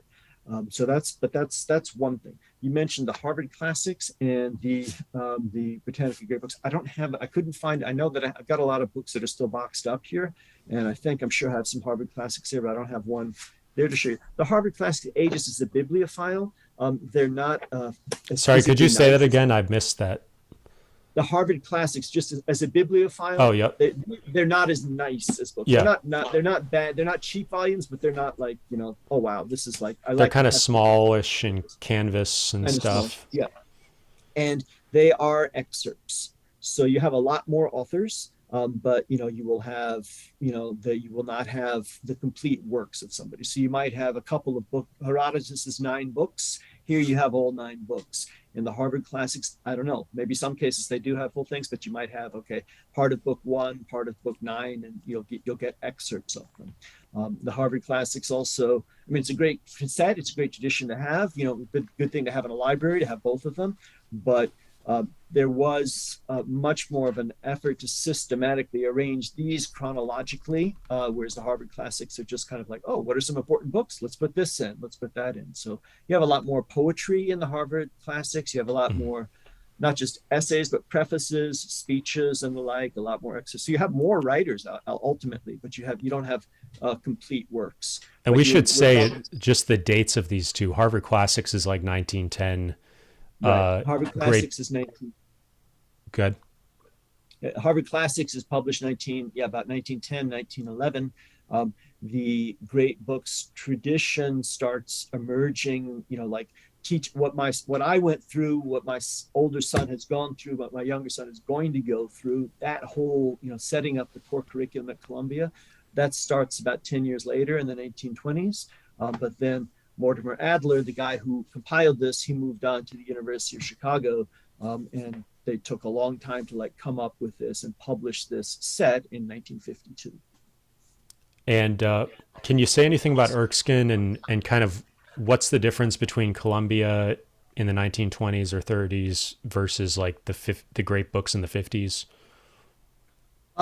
It was sort of an emerging tradition in Colombia. And Okay. so basically, you had a lot of this stuff is in Greek and some is in Latin. And so you had a lot of Greek and Latin professors at Columbia sort of looking askance and maybe initially in the 1920s think, shouldn't people be reading this in Greek? Shouldn't people be reading it in Latin? But by the time it moved to Chicago, you had the president there being really supportive of the whole thing. And so Mhm. putting putting money and effort into saying, okay, let's do this. So I think the faculty at Columbia got won over to this, but when it started, there were people looking at shouldn't we still be reading in the original? Uh, sorry, I'm not getting part of what do you mean by they got one over or like Columbia Um, was saying this should be read in Greek and Harvard was saying it shouldn't? I think that initially, when the core curriculum emerged at Columbia in the Yep. 1920s, it was it was young professors. It was Mortimer Adler was very young then, so it was assistant professors that were thinking, the world has changed. People are not going to read everything in Greek and Latin, Right. so we should present it to them in translation so they can at least read the idea, and we'll have this. Whereas there were still a lot of older professors who thought, no, we should still read everything in Greek and Latin. But then, Right. if you go ahead 30 years, the guys who were in their 20s and 30s in 1920, by 1950, they're the older guys in their Mm. 50s and 60s. So they're the full professors. So they're sort of like, okay, we're not only on board with the program, but we've grown up with it and we've done it. And Right. in particular, the president of the University of Chicago was very much into fostering this. And, I think he invited Adler to leave Columbia and go to Chicago to do this. And for context for the audience, the it was normal for people to be learning. I mean, I always think of Boston Latin.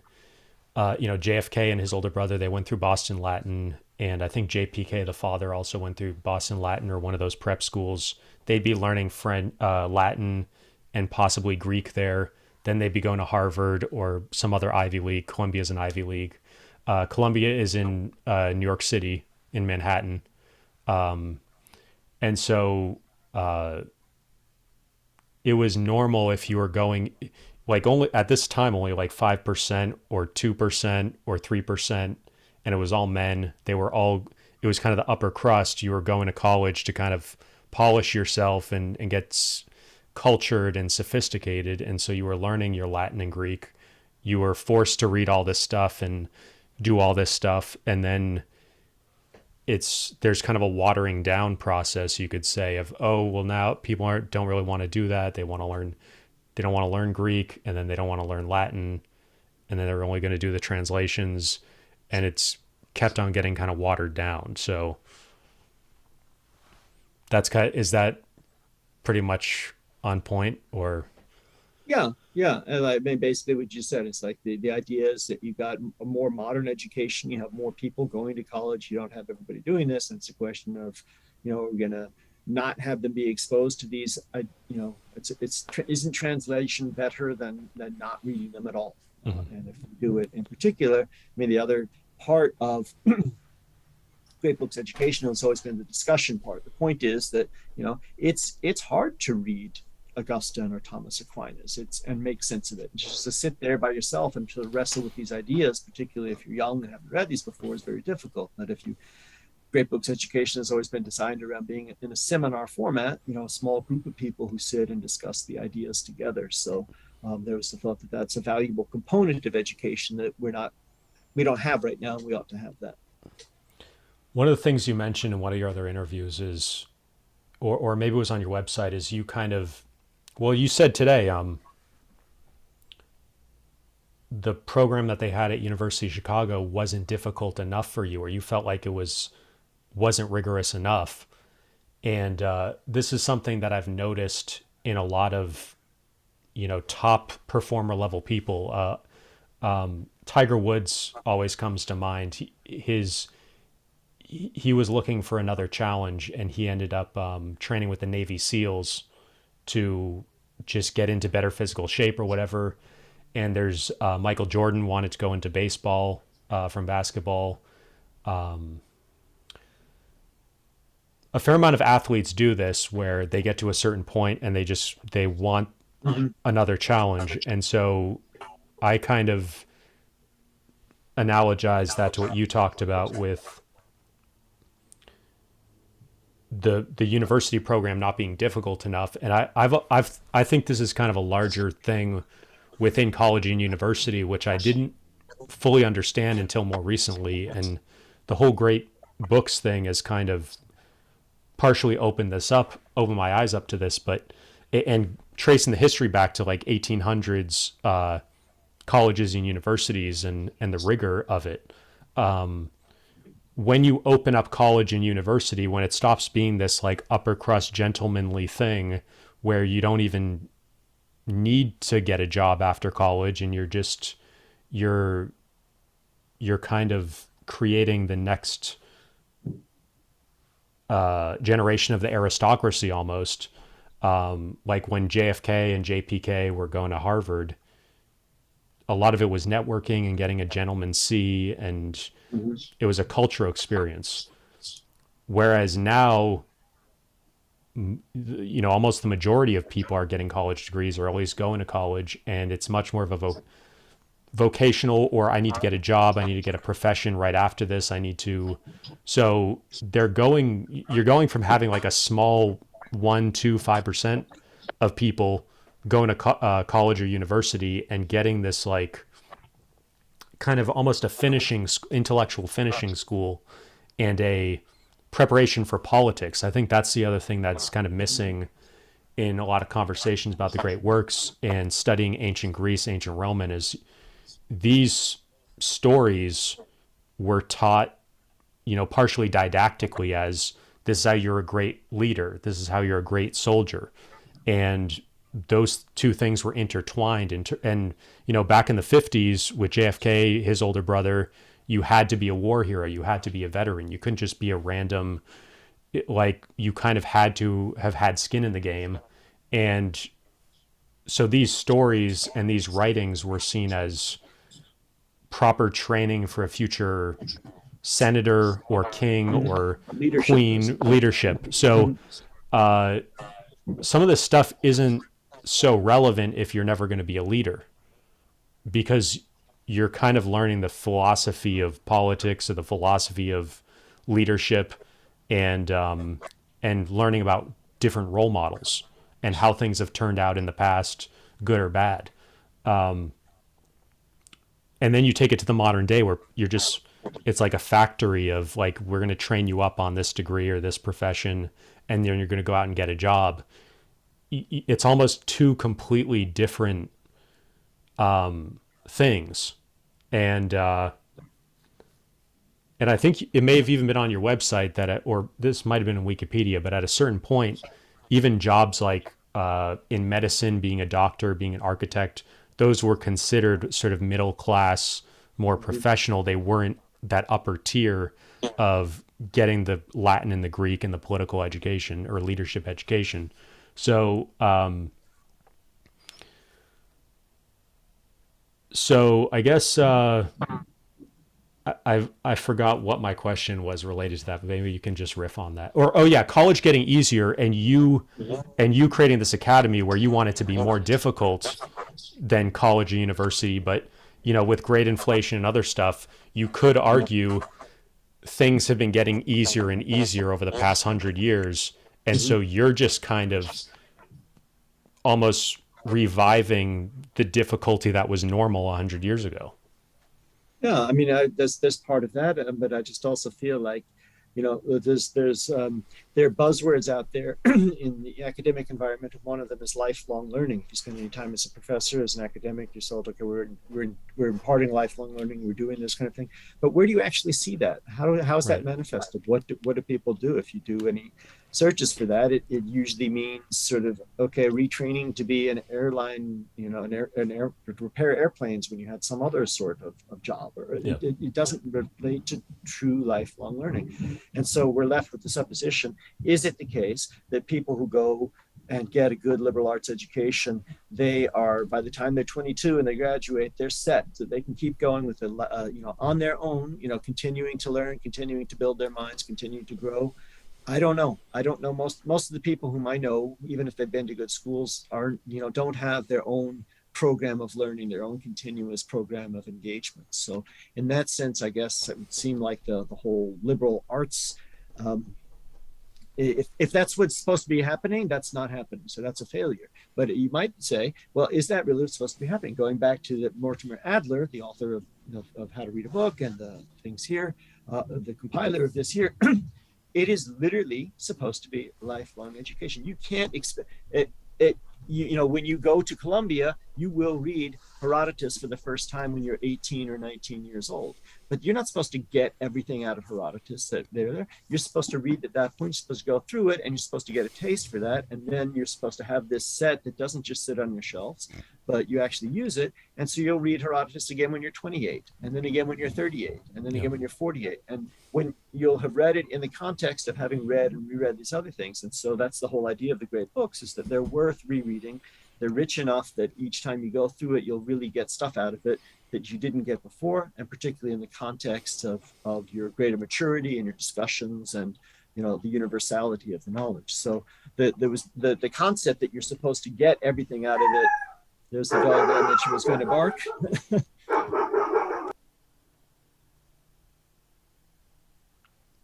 All right, so we'll probably just take a break here for 30 seconds or a minute. But yeah. Sorry. Yep, all good. We got a rescue dog not too long ago, and for some reason, when my son comes home, she barks and then she goes up and wags his tail at her. Something happened to that dog's mind. So I'm sorry. So I was saying that so you're not supposed to just read a book like this one time.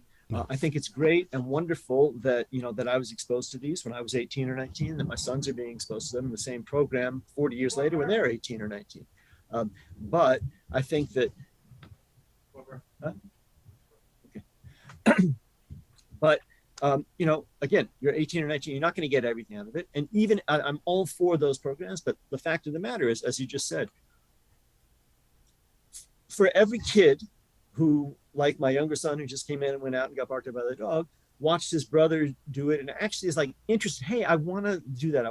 I'm one of the reasons I want to go there is so I want to do that. Mm-hmm. There can be one kid like that. There's going to be another kid that, as you said, Columbia is just a really, it's a really good school, and they got into a really good school. They want to get a really good job. They want to become a doctor or an architect, and, okay, it's got this program. They're not particularly interested in it, but it's a good school and they got into it. Now I've got a cat yelling. Sorry. And we've got thunder outside too. And then maybe it's one of these contents when you're 18 or 19, you've got so much else going on. You've got all these other classes. You've got all these other preoccupations. You're away from home for the first time. You might be at a party and you come in a little bit hangover, and the atmosphere of most of the kids who were sitting in that seminar is not at all the same of what I've been able just to really experience wonderfully this right. past month, of adults who are like deliberately seeking this out, say, hey, I want to do this. I'm interested in this. I'm there only because I really want to be there. I'm interested in it now, whether I've done it before, whether I haven't done it before. It's just worlds different. The faces that I've seen over this past couple of weeks, people coming like actively engaged, like I'm choosing to do this. This is specifically what I want to do right now. So that sort of lifelong learning, continuing adult education, provision of something like this, like it was always meant to be, I do think is one of we were talking about the negative side of Googling and getting information to things, but I think Right. one of the best sides of the modern technologies, like what we're doing right now. I don't even know where you are. I'm in northern Minnesota, out in the woods, with the thunderstorm. Where are you? But I'm in where are you? Boston. Yeah. You're in Boston, Yeah. okay? But we're like sitting together and having the same conversation. Yeah. That's incredible, and just couldn't have done that a couple of years or decades or even years ago. And so that we can do that now, that to me, that's a true game changer in education. I think it's utterly changed the idea of what the university is, what higher education is. It's become too much programs, too much, as you said, training. You have to be in a specific program, in a specific place, in a specific time, learning a specific thing. And now, I want to be learning something. I want to be engaged in ideas, or the other main thing that I do is like helping people improve their languages. So reading literature in the original languages. So many people out there, okay, maybe you went to a good school and you, like you said, you mentioned you had maybe you had 4 years of Latin and Yeah. high school, maybe you have some, you forgot it. Other people went to college, minored in French, and like after they get out, never had a chance to use it again. Well, now I can have like a French reading and discussion literature circle. And so again, it's the same thing. The people who are there really, really want to be there, and that's just worlds different. I mean, for me, like even reading Shakespeare is quite challenging. So I think about, I know English, Shakespeare is quite a challenge. Then you think about reading the original Sanskrit and you're thinking like, well, now you've got an additional huge challenge of learning another language that's very different. Mm-hmm. So it's but I mean, I think I'd like if you could talk a little bit more about just this idea of setting your own standards as opposed to just going along with whatever the program is or whatever the school is doing or whatever other people are doing. Can you talk about just kind of because you talk about kind of this, I didn't watch the videos, but you have some videos on the character traits of polyglots. Could you maybe talk about what those character traits are, but then maybe circle back to, you have some very particular character traits where you want to challenge yourself and you're not so concerned with what other people are doing. Okay. So, yeah, my one foray into sort of statistical research I did back in Dubai about 5 or 6 years ago because, well, let's backtrack. I'm encountering polyglot as one of those words that like not everybody knows what it means. Polyglot is somebody who speaks lots of languages, and it's different from a multilingual person in the sense that my sons are to a certain degree multilingual. I raised them in a international environment, speaking multiple languages. They know French not because they ever chose to learn it, not because it was taught to them in a school. They just sort of got it, from the environment. So a multilingual person might know 2 or 3 languages because they grow up in a situation where those languages are used. Whereas a polyglot is somebody who knows 3 or 4, maybe 5, 6 languages more because they chose to learn these. They studied them either in school or taught them to themselves. And so there's a difference, I think, in the neural structure of the mind of a polyglot versus a multilingual person. And usually you get the polyglot skills later. And again, the most important thing is that it's a conscious choice. You decide to do it. And so there is something called, there are various things called the Polyglot Society. There's something called the Polyglot Conference, which a good friend of mine is the main organizer for, and I'm the academic liaison for, which in the pre-COVID times, we went in a different country each year. So it started out in Budapest, and then it was in New York City, and then in Slovenia, and in Greece, and in Iceland, and in Japan. And it was supposed to be in Mexico. So each year it was, and it grew each year. And so we got, like ultimately like over 1,000 people coming who are just real. I mean, on the one hand, you can just call them language nerds, real language enthusiasts, people who want to learn languages. But there were all these sort of memes, I guess you call them, floating around that, polyglots are autistic, they're gay, they've got autoimmune, like they've got allergies. I mean, just all these like things that like people said, oh, just everybody was saying this. I'm like, I'm not those things. I'm a polyglot. I don't want people making these assumptions about me. So what if nobody else is going to do research about it? Maybe I'll do it. So I devised like a statistical survey of like character traits. What traits do you have? Are you left-handed? Are you right-handed? Are you colorblind? Are you musically talented?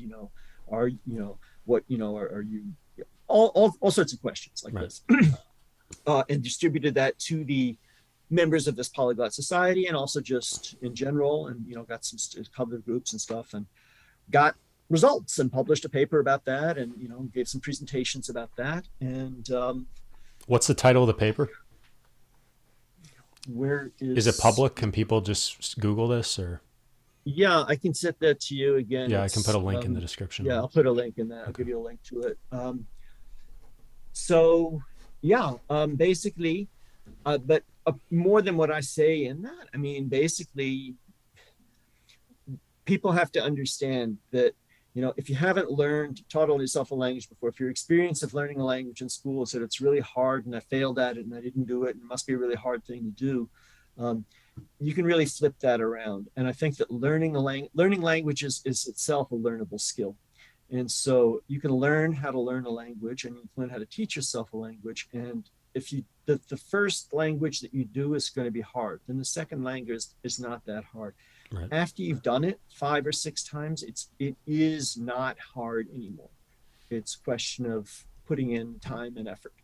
If you haven't taught yourself a language before and you set out, it's like saying, okay, I'm going to climb a mountain and I have no skills in climbing a mountain. I'm just starting to walk up it. I mean, you could get, in an avalanche or something. The same thing. If you try to teach yourself a language, you know what you're doing, you could fail. So do you teach this? Do you teach that meta skill? Like, what is that called? That skill of being like knowing how to approach the problem of learning a language? Metacognition, I suppose. Thinking of what's involved, but just sort of talking about various Because it's kind of like, techniques and skills and the like. And so, yeah, I mean, you've obviously done some research on me. I mean, I've had, there was a forum that I wrote a lot of information on. I had an old website. I've got a new website. I put out videos. I've given conference yeah. presentations. So just in various ways, shapes, and forms, I've talked about how I've taught myself languages and tried to share that, because I've made some mistakes along the line. And I'd like to say, well, you don't need to make those mistakes. If you can, learn from my mistakes, maybe you can do it faster. So, Yeah, you have yeah, some definitely. great stuff on your YouTube channel. I haven't watched all of them, but you have like a scriptorium and you have a Mhm. shadowing and like a walking while listening to stuff. So I just don't have anything to really. I would like if you put together like an online course or an ebook where you kind of Mhm. put all that stuff in one place because it is very interesting and you've obviously got the results to back it up. What I do now, apart from, so in my academy, I'm calling it, I've got Yeah. the great books, discussions of Western and Eastern. I've got French, German, Latin, and Spanish literature discussion circles. So you need to be at least at an intermediate level to read these, and then we'll discuss literature in these languages. And then I also have what I'm calling a language learners support group. So I don't want to teach you a language, but if you're teaching yourself a language and you want to like come to me for like guidance and consultation and how do I do it and what are some resources to use and be with other people. So it's like a support group for that. So I've got that going as well. So I have some people in there who are teaching themselves multiple languages and, have also, followed various techniques. I have people doing just one language and it's totally new to them and they're doing something different, but that's also quite rewarding to be able to, again, help people to help themselves. So many Yeah. people, when they sign up for a language course in school, they just go and they sort of sit back and think the teacher's somehow going to pour the knowledge and the skill into my brain and it's going to come out. It doesn't work that way. You have to take charge of the process. And if you're in charge of the learning process, then, and you like it and you enjoy it and you find it interesting and you've got a comparative context for it, then it just grows organically.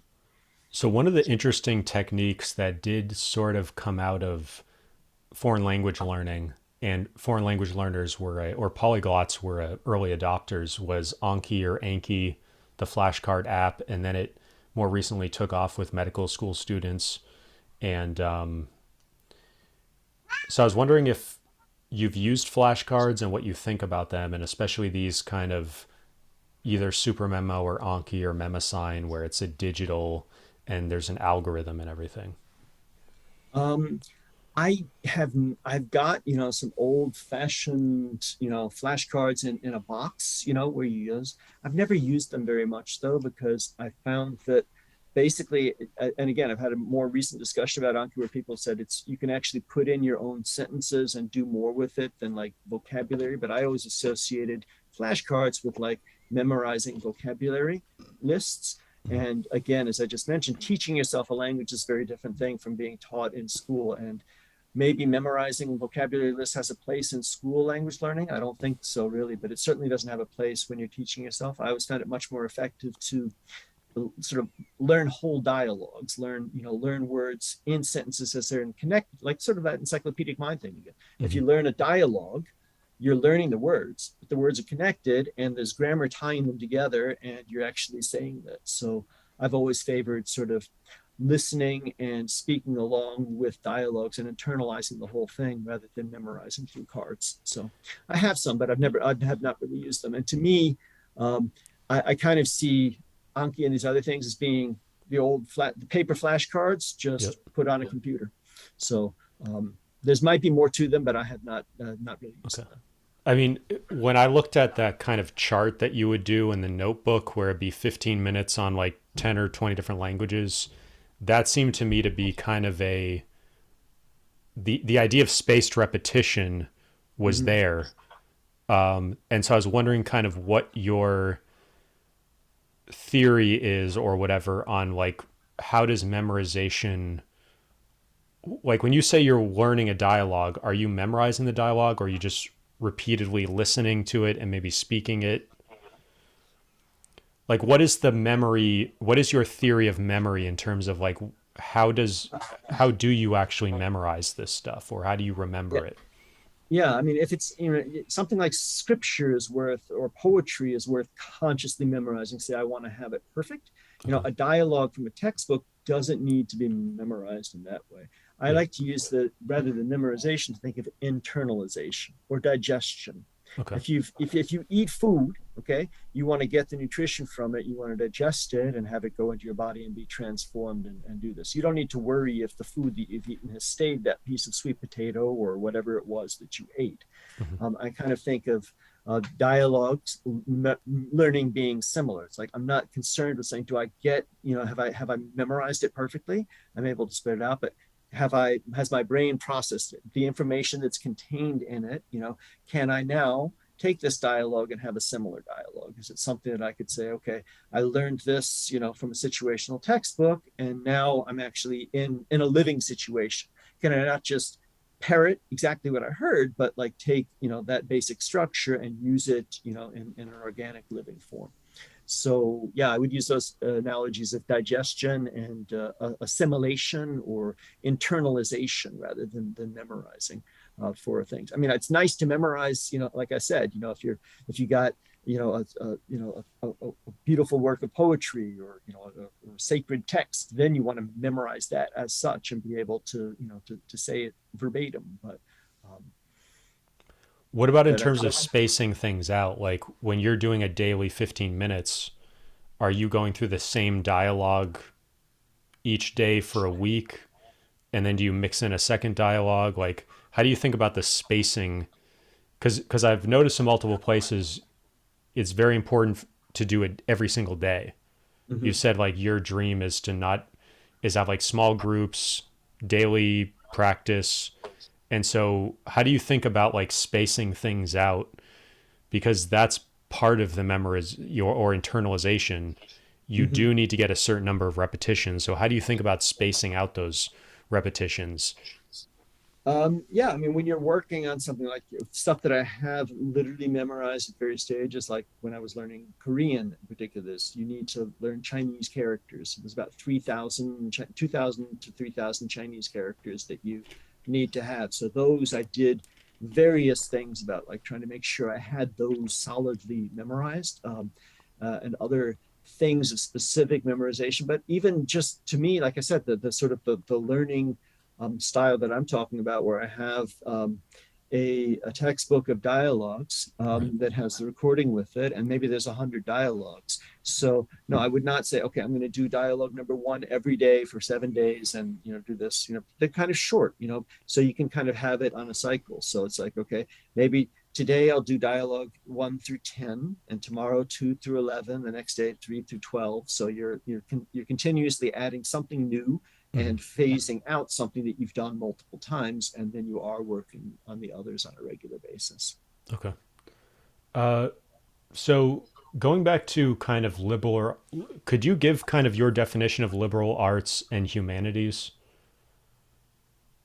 Um, okay, well, I mean, humanities is easier to differentiate against from like hard sciences and social sciences. So Okay. you can just name things. So if it has something to do with literature or with art or with music, or I think even arguably with history and philosophy and theology and stuff, you're in humanities. If you're obviously dealing with physics and chemistry and botany and stuff, then you're dealing with hard sciences.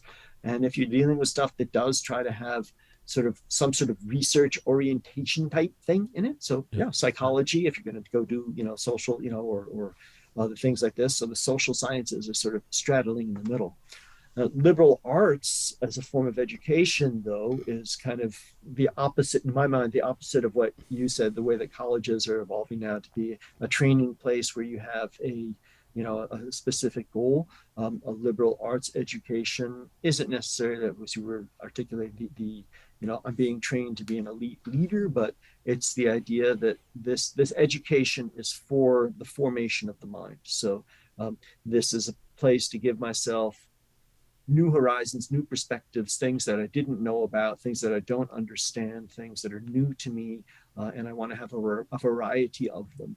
So liberal arts should be an exposure to the humanities in their broad scheme, and sort of and to sciences and to other things as well, not to the exclusion of it. But liberal arts, I think, does tend to focus more on humanities because there's more. I think there are more of them, more literature, more I theology, and guess stuff.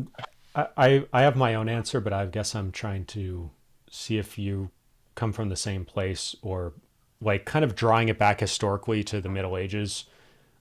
Oh Liberal yeah, the arts, quadrivium. Yeah, the quadrivium, the trivium, but the kind seven. of not even necessarily that, but like liberal arts meaning freedom, and it's like Mhm. freedom from what? And is there's kind of a Christian interpretation of freedom from the base impulses. Is that how you would like is that how you would define liberal? Is that what liberal means in that context or something else? Yeah, I could see that liberal as being, yeah, freed from constraints of sin, freed from things that are going to hold you back, freed from things that are harmful to you, But awareness yeah, of them. but I see it as kind of a liberty. I think freedom and liberty are some of the most uh, polysemous terms that kind of over time change their meaning based on the culture. And Mm-hmm. so that form of liberty is not necessarily how we would think of it today, whereas kind of anything goes or do whatever you feel like doing. Yeah, And definitely. so could you speak more about that and kind of the intellectual history of that, of what liberal arts meant at that point? And even, with humanities, I draw a similar connection where it's to me it's kind of humanism grew out of the Renaissance slash Reformation slash Enlightenment of the move away from Christianity towards the human, towards not basing things in a theological or religious framework. So, Mm-hmm. can you speak more to that kind of historical arc and put these two terms of liberal arts and humanities within kind of that story, that long arc? Okay, so yeah, so again, if you go back to the earlier discussion we were having about the encyclopedic mind, at a certain point in time, the idea was that the mind could encompass everything and, be able to, tie everything together, maybe not have specific knowledge, but know how things fit. And so in order to do that, you would have to have exposure. You'd have to be trained. And so I think you did have sort of a general idea, the whole sort of breaking things into specific disciplines. Now in university, saying I'm majoring in this, I'm majoring in that, and early on in universities, yes, I mean you may have had medicine and theology, but you had the liberal arts, which was pretty much everything else. It was the idea here I can come and I can learn and I can be exposed. So everything that I need to know, be it languages or the knowledge itself or the ability to tie this area together, is the sort of the liberation of the constraints of ignorance. I mean, our minds, when we're not formed, we don't have knowledge in them, and we have prejudices, and we've got limitations. And so, in this sense, these are the arts of thinking. There was kind of thing I think that you teach, today we call them critical thinking skills and analysis and stuff like that. But yeah, it's sort of a training of the mind. It's not just needs to be liberated from ignorance, but you need how to learn to discipline your mind. You need how to think logically. You need how to, understand how to, to process information, how to construe an argument. So all of these things tied into that basis of training. At the same time, you're getting lots of information. So this is sort of growing out of the Middle Ages, but then you did get the contrast of the humanism, as you mentioned, the humanism tied the main idea of the Renaissance and just sort of valuing the human as such over necessarily the divine or necessarily some other frame of reference, sort of looking at whether man can be the measure of all things, whether we can know things, whether we can judge things on our own basis. Who said that? Measure of all things? Right now, I'm drawing another blank on that. Man's immeasurable. I think that's in the Bible. It's a biblical quote. I'm not sure. You're Googling. Protagoras. Protagoras of Abdera, 485 to 415 BC. Now retain that. Don't let that go out of your mind. Pre-Socratic Greek philosopher. Mm-hmm. Numbered one of the sophists by Plato. In his dialogue, the Protagoras, Plato credits him with inventing the role of the professional sophist. So that was kind of the, Socrates versus Plato kind of, or Socrates versus the sophists. That's a whole tangent. How does the trivium link to this? I mean, the quadrivium were kind of the science, the math and science stuff. And so that wouldn't really cover the humanities. So how did the trivium, I mean, to me, the trivium seemed, a lot of that training was memorization or copying things. There wasn't this idea of doing creative writing. Could you talk about rhetoric? Grammar and rhetoric, and it's like how to logic, how to understand things, how to I think a big major, I mean, it was there before, but once you get Aristotle reintroduced and you have like formal logic of different kinds of things, there's a lot of training there. Rhetoric is not just memorizing how to give a speech, but being able to deliver one. And I don't know, grammar, if it consists of learning Latin rules rote, I guess that is things. But if you think grammar is also being a form of logic that says, how do I put my words together to have them have some sense of meaning, that seems to me to be an integral part of the thing. So, I mean, the thing for me is that all that education, there was so much memorization or rote copying. And there was this idea of like, if you can just get this stuff in your head and kind of retain it, then it'll influence your character.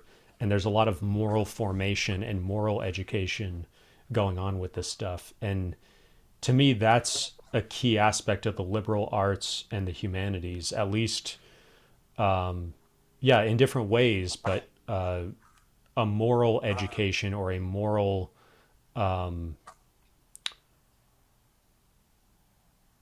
training and Hmm. disciplining and even like ancient Chinese education or even more recent Chinese education, there's you're memorizing Confucius, or in Islamic education you're memorizing the Quran, and they Hmm. even have contests of people memorizing the Quran today.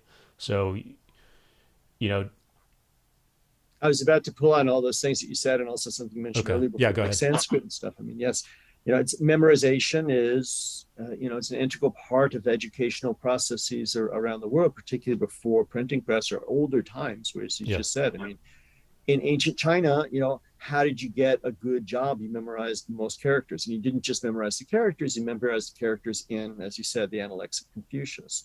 In ancient India, long after they knew how to write down, I mean, the Sanskrit tradition said that, memorizing is better than writing.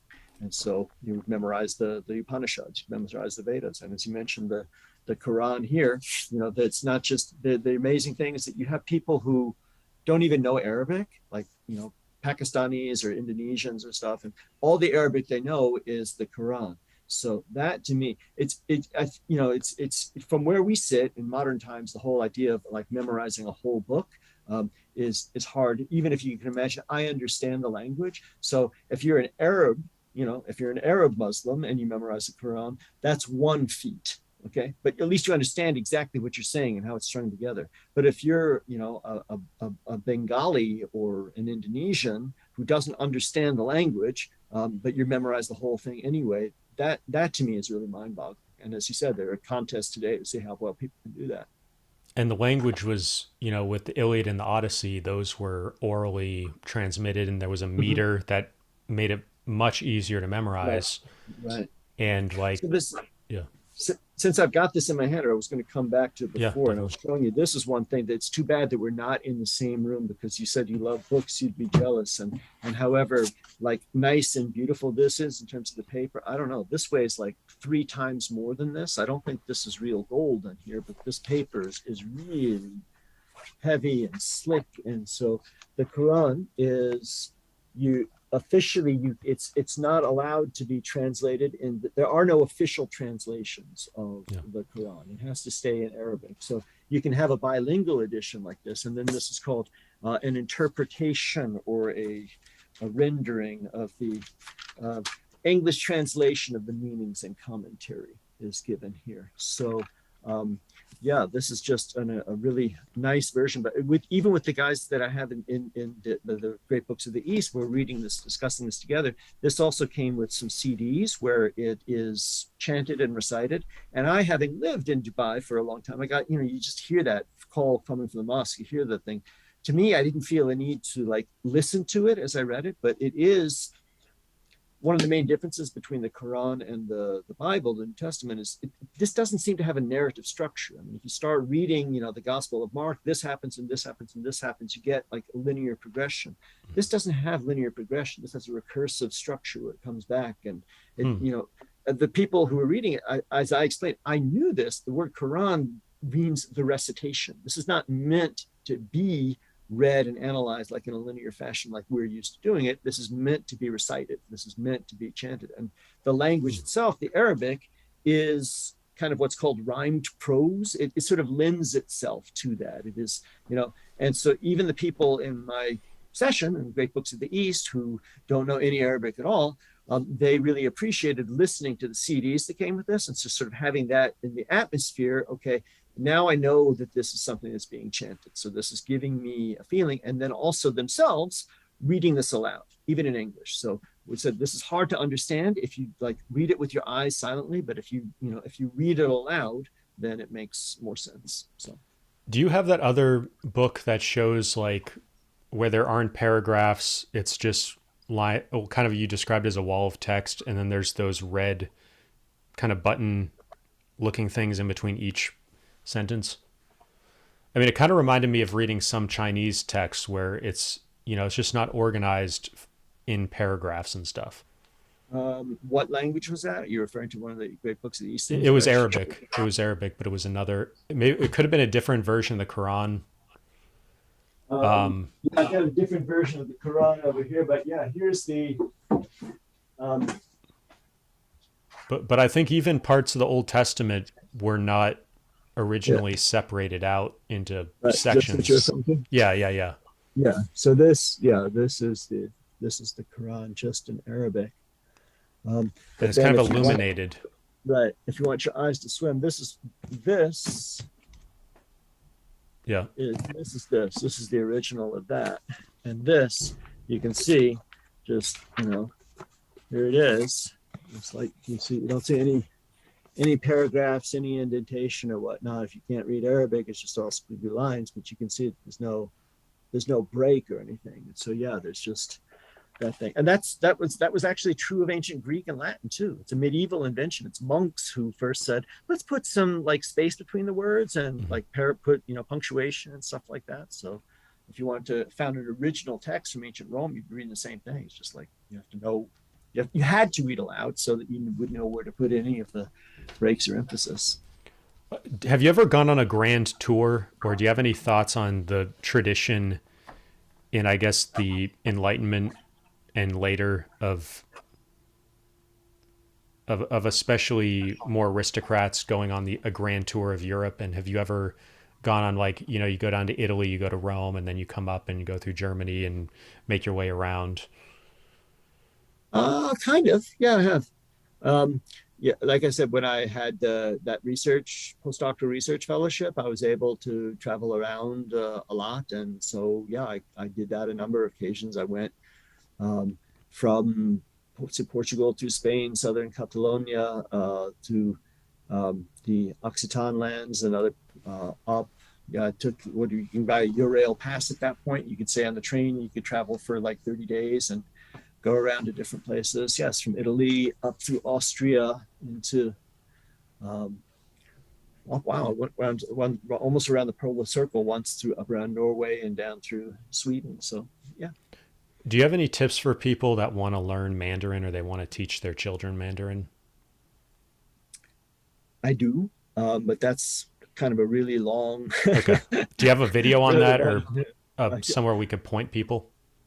I could make something for that. That's something that comes up particularly in my that language learning support group thing that I talked about. There's got a lot of Okay. people who are learning Mandarin there, and I'm trying to get my resources there. As I said, I'm sorry, I've got sort of like my so for something like that, I would prefer to. I know where it is down in the basement, sub Yeah. basement over here. I've got a big box of like all my Mandarin resources, and I could like pull them out. And if you wanted to, I'd be happy to do like another talk, and I could pull them out and show Yeah. them and talk.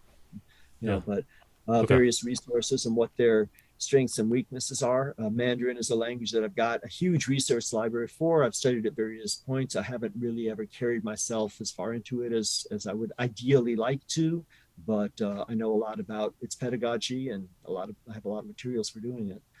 So definitely I have materials for people who want to teach it to themselves, and some based on my own homeschooling experience and other things, some advice for teaching it to their kids too. Yeah. I was curious with your getting accreditation for your academy. Like, how is that? What's that experience been like, and what's the hardest part of getting accredited? That's I don't want to call it a pipe dream right now, but that's Okay. just an ideal. That is something because people have said to me over time, I'd really like to get some training in this, and I kind of thought, why not? I mean, if I've got a research doctorate, I've got, got professor status at various universities. If I have my own academy, I can carry that over there. If the people that I hire eventually to also teach in it are, have research doctorates, and we do this at a high professional level, I would like to think that at a certain point I could go back to the University of Chicago or Columbia and say, hey, you guys produced me, and now I'm doing this kind of thing, and I've got this. Here, I have somebody like Timothy. He came to me. He's been with me for 2 years. He's done 3 years, 2 years each of reading Latin and German literature, and this is all that he's read. And he's taught himself Sanskrit, and here's the documentary proof of that. and he's been participated in the Great Book Seminars of the East and the West for the past 2 years. That's the equivalent of a master's year. That's the equivalent of master's work. So let's have him write a Oh, thesis interesting. and give it, Okay. and let's have him write a thesis and give him an M&A. So that's just, just because people have asked for that, and it's like, yeah, I could see that. I'd like to have that happen at some point. Uh, you had in one of your other interviews, you mentioned Vincent Abouvet, the Speculum Maus, and you Mm-hmm. thought sometimes about writing your own encyclopedia. Could Mm-hmm. you just talk a little bit? I forgot to ask you before, have you ever actually read an encyclopedia or even like a subject specific encyclopedia? Or have you just kind of, like Elon Musk reading through the encyclopedia? Have you ever done that? Or Yeah, yeah, I've read through. can you I talk don't about think I've that? read through the whole Encyclopedia Britannica, but various encyclopedias of, and particularly when I was younger, when I was a child, I had various children's encyclopedias, the Golden Book Encyclopedia of the World, sort of various multi volumes. I've got um, some various encyclopedias there, so I've always liked just sort of going through them and picking knowledge that way. Yeah. Is there a certain approach you have to that of like, will you read it an hour a night or will you spend a whole day? Would you just get obsessed with it? Like for a lot of people, they just can't even imagine doing that. So, I'm trying to help make people who think of like reading, gaining and for people who want to do what you've done of build an encyclopedic mind. How do you actually do that? And how did you do it? I think that you can, yeah, it's to me more than you might not ultimately, if you got like an encyclopedia this size of all of this, you might not ultimately read every single word page to page, but I think that it's probably more fruitful to, start reading, and then, you see references to other things. And so you go from reference to reference, or you're reading about Plato, and then it mentions that, Aristotle's his pupil. So then you go read about Aristotle, or you read about the pre-Socratics. And so if you sort of go from reference to reference to reference, and then when you come to, okay, I followed the threads back, now I can go back to where I originally was, and I'll keep reading, and I'll pick up the next thread and I'll follow it through. So I mean, I like think that's a bit. one thing that I do is I'll find an encyclopedia for a specific domain. Like I Mhm. might have a encyclopedia of philosophy where it's just about philosophy, and then I might Absolutely. skip Yeah. or like a handbook or even some of these things they're called a dictionary, but it's kind of like actually an encyclopedia. Mhm. Do you ever do that where it's a subject specific thing and you're like for me, what I like about it is it's almost like a standardized test. Like Mhm. what percentage of these words do I recognize? And the other thing I like about it is that you'll have a lot of textbooks that are actually pretty biased, especially more in the social sciences where you have schools of thought and they want to exclude who they don't agree with. They will include those people in an encyclopedia because it really does need to include all the different major theorists and theories. So, do you ever do that where it's like a subject domain specific encyclopedia? Yeah, yeah, definitely. I mean, I don't have it here anymore where it is, but from the University of Chicago, I got the Encyclopedia of the History of Religions by Mircea Eliade, and that was just everything having to do with religion and cult and stuff like that. So it's a very huge multi-volume set only dealing with religion, history of religion. So I've seen similar like encyclopedias of philosophy that I've had in my hands on various times, and yeah. But do you actually read it cover to cover, or do you skip through it, or do you just reference specific articles when you need to look something up? Like I said, I would more start reading, and then like, okay, if I'm reading about Zoroastrianism, then okay, then I might go, oh, Zoroastrianism morphed into Mithraism, and then I read about Mithraism. And I say Mithraism had influence upon Christianity, early Christian cults, and so I go to Christian Yeah. cults, and then I see the Christian cults. Then what we talked about more so I'm sort of following the thread, and like I said, I might not end up, going reading the entire every if it's 7,433 pages, I might not read every single one of them, but by recursively going back and saying, okay, here's the thread that I left off, then I can pick up again. So once I Yeah. exhaust the trail that I'm following, then I'll go back and pick up another trail. And that's like Wikipedia at the bottom. There's references or see also, and that kind of tells you where to go next. I think it's the Oxford Encyclopedia of Philosophy or Oxford University Press. They've got an appendix to it that has all these diagrams that link together the different schools and traces it out. So sometimes you can find great stuff just for the audience. You can find great stuff in the appendices of stuff like that. So I wanted to ask you about like Norton's anthology of literature, English literature. Do you get into stuff like that? Anthologies, are those similar to? I mean, is it kind of a miniature form of a great books type? I mean, is the great books just a very large anthology? I mean, how do you compare anthologies? Because there's hundreds of these like smaller anthologies out there. Norton Anthology of Literature. Yeah, if you don't have the sort of association of those with a particular college class, but you can look at where you were forced to read various things in them, and you don't, you know, you sort of had excerpts. A lot of people have those Norton anthologies, and then and you get one, and then you think it's a good work, and then you like when you're trying to go to the used bookstore and trade it in, they say no, it's a textbook. We don't do textbooks, so it's sort of it's got an ambiguous status, but inherently as such, if you were to look at that, yes, it's a Mm-hmm. nice anthology type thing. Is the great books just this collection here just a bigger anthology? Um, well, again, as you mentioned, the various Norton anthologies, but I just think of Norton Anthology of English Poetry of this here. So if you had the Norton Anthology, is there a Norton Anthology of world literature, of world classics, perhaps? Then this is just the full version of that. And that might be a nice I mean, introduction. I think in one of your things you might have called yourself a canonist, or maybe that was some other thing I was reading. I was reading a New York Times supplement thing on this Norton anthologies, and oftentimes there's an editor of that thing for like 40 years, and then they pass the torch. Mm-hmm. And you're one of the few. Like I haven't found anybody else who has put together multiple canons for multiple different civilizations. So I guess I'm trying to get at like that's a very high level thing to be doing, to be kind of canonizing certain works and being looking at a from a bird's eye view and deciding what are the most. You're kind of an editor of an anthology in that sense. So can you Mm-hmm. talk about what it's how you learned to do that, or how to think about it, or are there books that taught you how to do that, or is it bibliometrics like um yeah, can you do you have any kind of special thoughts on that process and you taking on that role?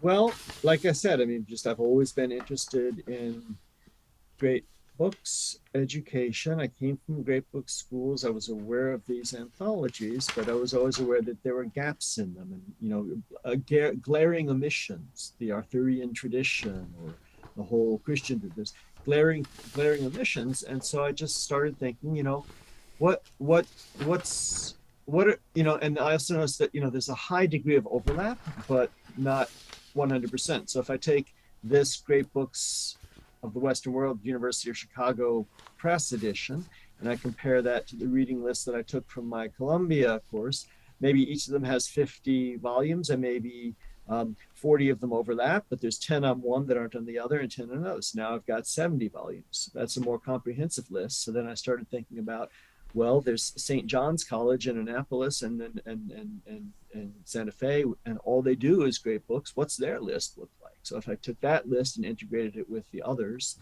so Can I just I just interrupt you for a second, because like I've never found a good answer to this. Like Columbia, University of Chicago, and St. John's, those are like the big three, I would almost say. um, are any of them actually going through all 50 of these volumes, or is it like 12 volumes a year for 4 years, or like in 2 years I don't think you can get through 50 at Columbia. no, So no, no. can you give Um, rough numbers of like, is it 10 per year, 20 per year? I would say at Columbia, it's probably so you have at Columbia you have the fresh, I think, the literary hum and contemporary civilization, so the two great books courses, and you probably Is read that one about semester each, like first one semester no fresh and two then semesters, 2 semesters each. at the So same two time during no freshman? no so freshman year you have literary hum lit hum first Yep. first semester and second semester, and sophomore you have CC, Okay, contemporary civilizations. got it. Um, so I would say you probably read maybe you can probably read about 10 books each semester. Right. So it's going on like 40 books there. And at university at St. John's though, and there's St. John's, there's St. Thomas Aquinas, there's Shriner College. There are a number of great books schools where you don't do anything else. You don't. I Right. mean, at Columbia, you have this as your core curriculum, but you also have your astronomy class and your astrophysics class Right. and your German Just to class. clarify, for Whereas the second year at Columbia, it's cultural. What is it called? contemporary civilizations. So, I like, don't know what why would they call it is that like history or basically? so Lidham is literature and humanities, so Right. that's literature and humanities, and then that's when you read like scientific books. That's when you read you might read Darwin or you might read Oh, in the um, second year. yeah in the Okay. second year. All right. Yeah. So you were saying like Um, St. John's and everything. They're St. all John's, yeah, these are, but there's no curriculum. There's no majors. There's nothing right. else. It's pure. So for 4 years, all you do is have great book seminars, and not just seminars, but my understanding is they actually do the experiments. So when you do Oh wow. like this year has Faraday's something about a candle or something, you actually get and you try to recreate the thing. So Yeah, I um, wanted to great. ask you about that. Like, is that useful? I mean, I feel like why would you read if you know the theory of evolution? Why would you read Darwin? Well, how do you know that you know the theory of evolution if you haven't read Darwin? You probably have some sort of bastardized version of it, some Yeah. sort of like spin-off version. You probably don't really understand it.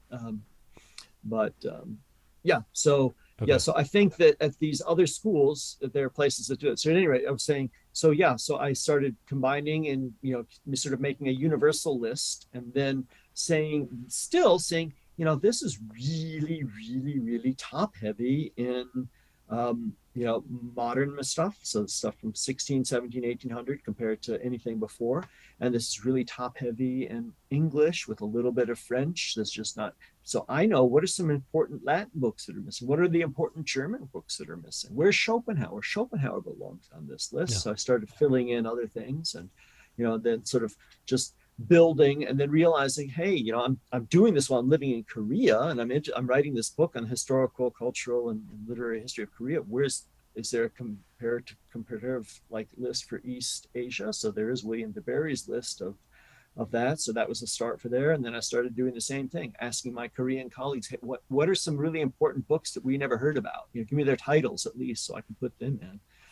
And so just sort of embarked on that project of realizing that the the canon as we have it is spotty, and there's big gaps and stuff that ought to be there. And then it is, if we start to expand our horizons beyond Western civilization, I think the Chinese have their idea of what their canon is, but it hasn't sort of shared that out. And is it something that we can access? So Like the five I classics.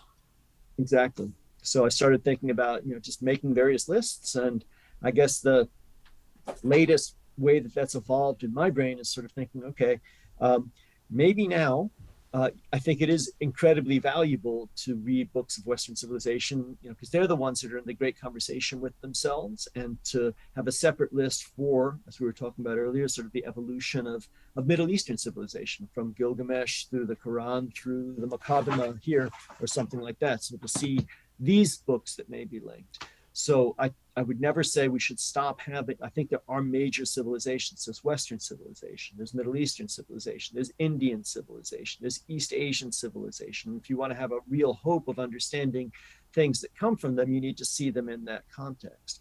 But I think we can also say at this stage of human history, where we're very much aware of these other civilizations in ways that people in the past might not have been, we could also have, you're mentioning anthologies, we could also have sort of a great books list thematically across civilizations. So we can say, let's look at the great epics. We're going to look at Homer still, but we're also going to look at the Mahabharata from the Sanskrit tradition. And we're going to look at the Shahnameh from the Persian tradition. So let's look at all the great national epics together. Let's look at the Quran and the Bible and the Bhagavad Gita. Let's look at all the sacred texts together. Mhm. So that's sort of the most nebulous, but the sort of, if I can get the time and the energy to do another list, that's where I'm going to put it now. It's saying, okay, let's take great types of all the great philosophical works. What's the greatest work of philosophy or two Yeah. from the West, from the Middle East, from India, from China? And let's read those in a comparative context. Yeah, I like that. Just to circle back to the other question, so you said Columbia is doing about 10 books per year, 10 of these volumes per year. No, 10 per semester. Oh, 10 per semester. Okay, so 20 per Yeah. year. So they do get almost all 50 of them. What about I would say University of Chicago and like St. John's? like I said, St. John's probably does the equivalent of all of this Okay. because these are longer and they've got 4 years and they don't do any other classes. At Columbia, you also have your science and your language and your other classes. At St. John's, all you do is have great book seminars, Right. so they could probably get through it. Chicago, um, in my mind, has sort of ironically, I think, gotten, I mean, they have some reading and traditions. They have like discussion circles, but I don't think they actually use their own publication of it anymore. I Right. think that they've gotten a bit more, there's this big push in modern education to have everything sort of be modern and be diverse and be inclusive. And so I Mhm. think in Chicago, they may have taken somebody like Aristotle out to put in somebody like, I don't know, Maya Angelou, because she's a living Black American woman. Mhm. We don't have enough women. We don't have enough African Americans. And so I think they're actually doing that to a certain degree at Chicago, whereas at Columbia, they have not done that to the best of my knowledge.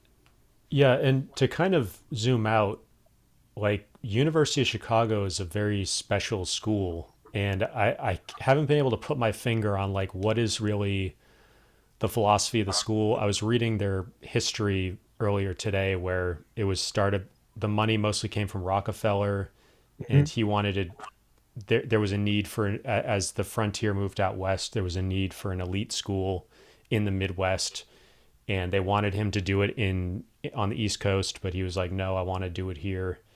And uh and so I was wondering, like, you've been to Columbia and you've been to University of Chicago. A lot of fair amount of people know about Harvard versus Yale, and there's kind of a philosophical difference there. But how would you kind of, if you could capture it in a sentence or two, what is kind of the unique character of University of Chicago and Columbia? Hmm. Maybe putting me on a spot here. Both of them are. It might come down to sort of the difference between New York City and Chicago. I mean, both of them take their, want to, take their identity from being, part and parcel of, of a major city. And so all the things that you can do and experience and see in the way the city is structured are supposed to be an integral part of your experience there. So the city and the museums, the city and the cultural activities, the city and the vibrancy of the different ethnic communities, and all the things that you could possibly see and do are part of it. Um, Columbia is the older school. I think the more established school, the more sort of yeah, sort of confirmed in its own identity would go back to 1754. We don't need to prove anything to anybody. Whereas Chicago, as you just said, is like, okay, Rockefeller said, we want to do it right. Here's all the money you need to build it. Here's everything you need to make it look like it's Oxford or something. So but it's a newbie. It's a Mm-hmm. newcomer, okay, and it knows that it's there. But they're also really proud of their Nobel laureates and the people who come from there. Um, just to put the identity of the school. Gosh, I mean, I for don't know. me, That that's University of Chicago has like a very strong research and like graduate programs uh, side to it, Mhm. whereas some schools they don't put as much emphasis on. It's almost like when the university concept came from Germany to America, some schools went for it, whereas other schools were like, well, we want to really maintain more of a college and focus on the 4 years, and we're not so concerned with doing research. And to me, University of Chicago has a very strong, very serious kind of personality to it, Yep, absolutely. almost Yeah, more that's than a Harvard you Yeah, know. no, yeah. There's a serious. Well, you're there. You got to do this seriously. Hey, we're taking this seriously. That's yeah. Yeah, Seriousness is a good. You got your yeah, finger on it. Yeah, the yeah. idea that's a serious note. So I was wondering if Columbia has that to some extent as well, or it's kind of a only within the program of the great works.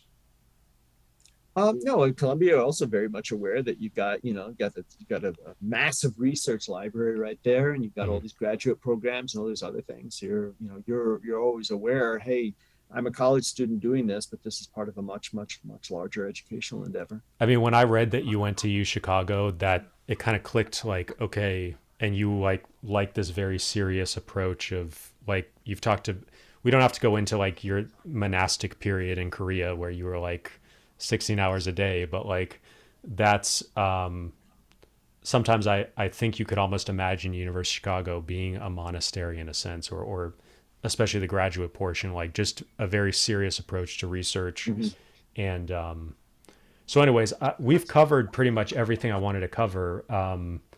I highly Only recommend. took 3 hours. Yeah. Uh, so I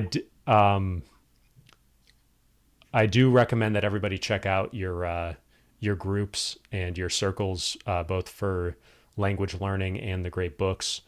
And if there's any other final things you'd like to talk about or tell my audience about, or anything we didn't Um, circle back yeah, I to. don't know. We did kind of, we're all over the place, but 3 hours we covered quite a lot of Yeah. material. Um, but yeah, I guess yeah. I mean, I'm really excited to be doing what I'm doing. It's sort of at long last. It's something that I always conceived of my own institute, academy, or something having to be brick and mortar. People told me decades ago you could do this virtually. I just thought no, I could not wrap my head around it. But this experience that I had developing the reading and discussion circles for German literature just totally changed my mind. And this past 2 weeks have been just incredibly gratifying and rewarding. The number of people, the variety of people that I have doing things with me and where they come from and their Mhm. backgrounds, and and how what everything that they can bring to the table. We always educators, we always say that teaching is a form of learning, and learning, you learn by doing this. But this is more true now than it's ever been for me before. I mean, it's just an incredible learning and growth experience to be interacting with mature minds who, seriously mature minds who really Mhm. actively want to be doing something. So if thank you so much for pointing people in the direction of what I offer, but just be aware that Yeah, it's not definitely. just ultimately not just. I do hope soon to have people helping other people, like teaching, or leading Sanskrit literature circles, things that I can't do. I hope to get some colleagues involved. But in the meantime, it's even if you were to come right now, it wouldn't be just me. It's the community of people who are participating. It's the other people who are already involved and saying, hey, I'd like to seriously read and discuss the great books. It's, hey, I'd like to seriously improve my knowledge of German literature. So the vibrancy of the community that I've managed to gather around me, I think, is kind of infectious in a very nice way. So if you're Do you have any at all, anecdotes about the past, like any of the groups you've had so far, especially any interesting conversations in the Great Books group or the Eastern or Western? I guess I mean, it's like we've got, in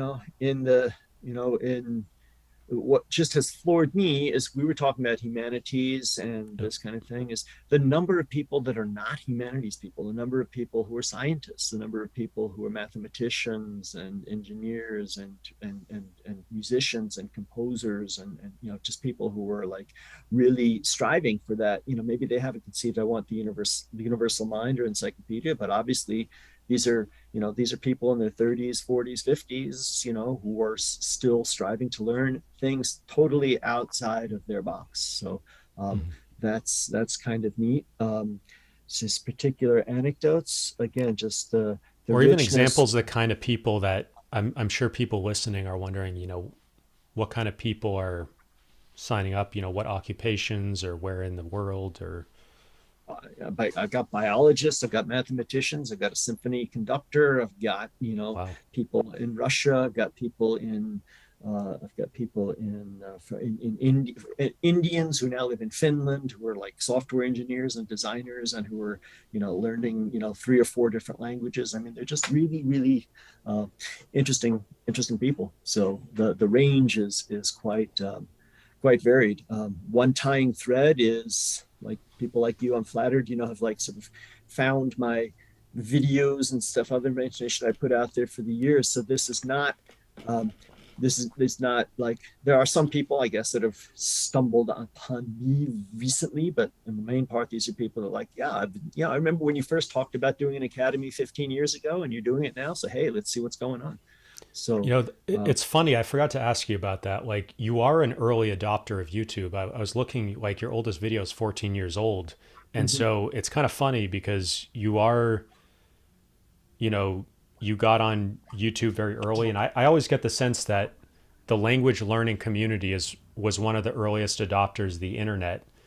mhm, And it kind of makes sense. But the intellectual world in general is one of the most international groups, and it only makes sense that people want to get together around ideas from all corners of the planet. mhm. Yeah.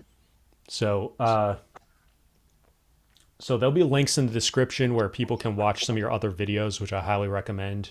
There's the Western canon, Eastern canon, and medieval videos. I highly Mhm, recommend those three, and I watched some of those. I watched twice. mhm, And there's nothing better on YouTube that I've found that really gives you a hands-on look at what these books look like, what they're all about, and puts them in a long arc historical perspective. So that's how I originally found out about Alexander, and that led to this interview. So we should probably just make sure we tell people the details of these groups. It's once a month, and they just go no, to your once a week. website. Once Oh, once a once a week. week. Sorry. Once a week. Once a week. So I mean, right now, again, I this grows out of the German literature circle that I developed and have been doing like, a small scale for the past 2 years. Okay. And that, I took a survey of a certain population, and that's what I found out they wanted about once a week, an hour a week, and that has worked well. So now I'm trying with this new group, um, and it's much broader. And I'm thinking maybe it needs to be a little bit more. I'm giving it's billed in an hour, but I'm just going like this went. You said we are going to talk for an hour, we're going to have for 3 hours. So Yeah. with these groups here, it's more like an hour and a half. So I might have to officially expand that so that people know what they're getting into. So I'm sort of this is sort of fleshing around right now, but the Yep. current structure is once a week, an hour a week, reading about 30 or 40 pages of a book like this, Mhm. and then coming to discuss it in a group of about maybe 10 or 12 people, to have a good go through discussion of it. And I provide the context and the background and sort of lead the discussion, and try to make sure that nobody gets left out or dominates too much, and so Mhm. just have a good balance of the discussions. So the literature reading and discussion circles, those are different. I try to limit those because I'm helping you with your French, your Spanish, your German, your Latin. So those are all in the target languages. We're not reading quite as many pages in the most case. I've got advanced classes where people are able to read just about that much, but I also have Right. more beginners where you just read like 10 pages and it's a much slower pace of conversation. I try to keep those separated by levels, but I also keep those smaller, like 5 people, 6 people is the optimal size to have for that. Mhm. So those are smaller. I actually thought it was interesting that you're doing spoken Latin and contemporary Latin. What's the reason for that? Um, the main reason for that is that I learned Latin at Columbia, and I learned how to read it. And I read Latin at the University of Chicago, and I did all my research, and not all. I was doing Old Norse, but I read Latin for hours a day every day in the Right. University of Chicago libraries, and so I've been able to read. Well, I was mostly doing medieval Latin. I've been able to read Latin well for most of my life, but I've never been able to speak it. And that always drove me crazy. That was always frustrated me. And so I finally figured out how to teach myself how to speak it, and I learned how to speak it, and I really enjoy speaking. I thought that's frustrating. If people knew how to, if people learned Latin like a spoken language, it wouldn't be so difficult. It's hard to learn to just read it. If you could learn how to do it, I'd do that. So I just have really enjoyed the latest. I don't want to go another 3 hours, but the latest I know. odyssey on my learning journey has been that. After long after I told myself I'm done learning new languages, I don't have any more space, I need to improve the languages that I Yeah. know. Then I said, no, I need to learn how to think in Latin. I want to learn how to speak Latin. I want to learn to write Latin. And that's been an eye-opening new learning journey, how to do Yeah. that. And that's something I want to share with other people. So I just think that, yeah, when you can, the ability that I have now to think in Latin is just so much different from Mhm. most of my life when I was just reading Latin. So this is something I want to share with people. Well, it's a lot of really cool stuff, and I encourage everybody to check it out. Alexander, thanks a lot for spending the time. And Okay, Timothy. yeah, have a good one. Thanks for giving me a chance. Thank you. Okay, really great Okay. conversation. Thank you.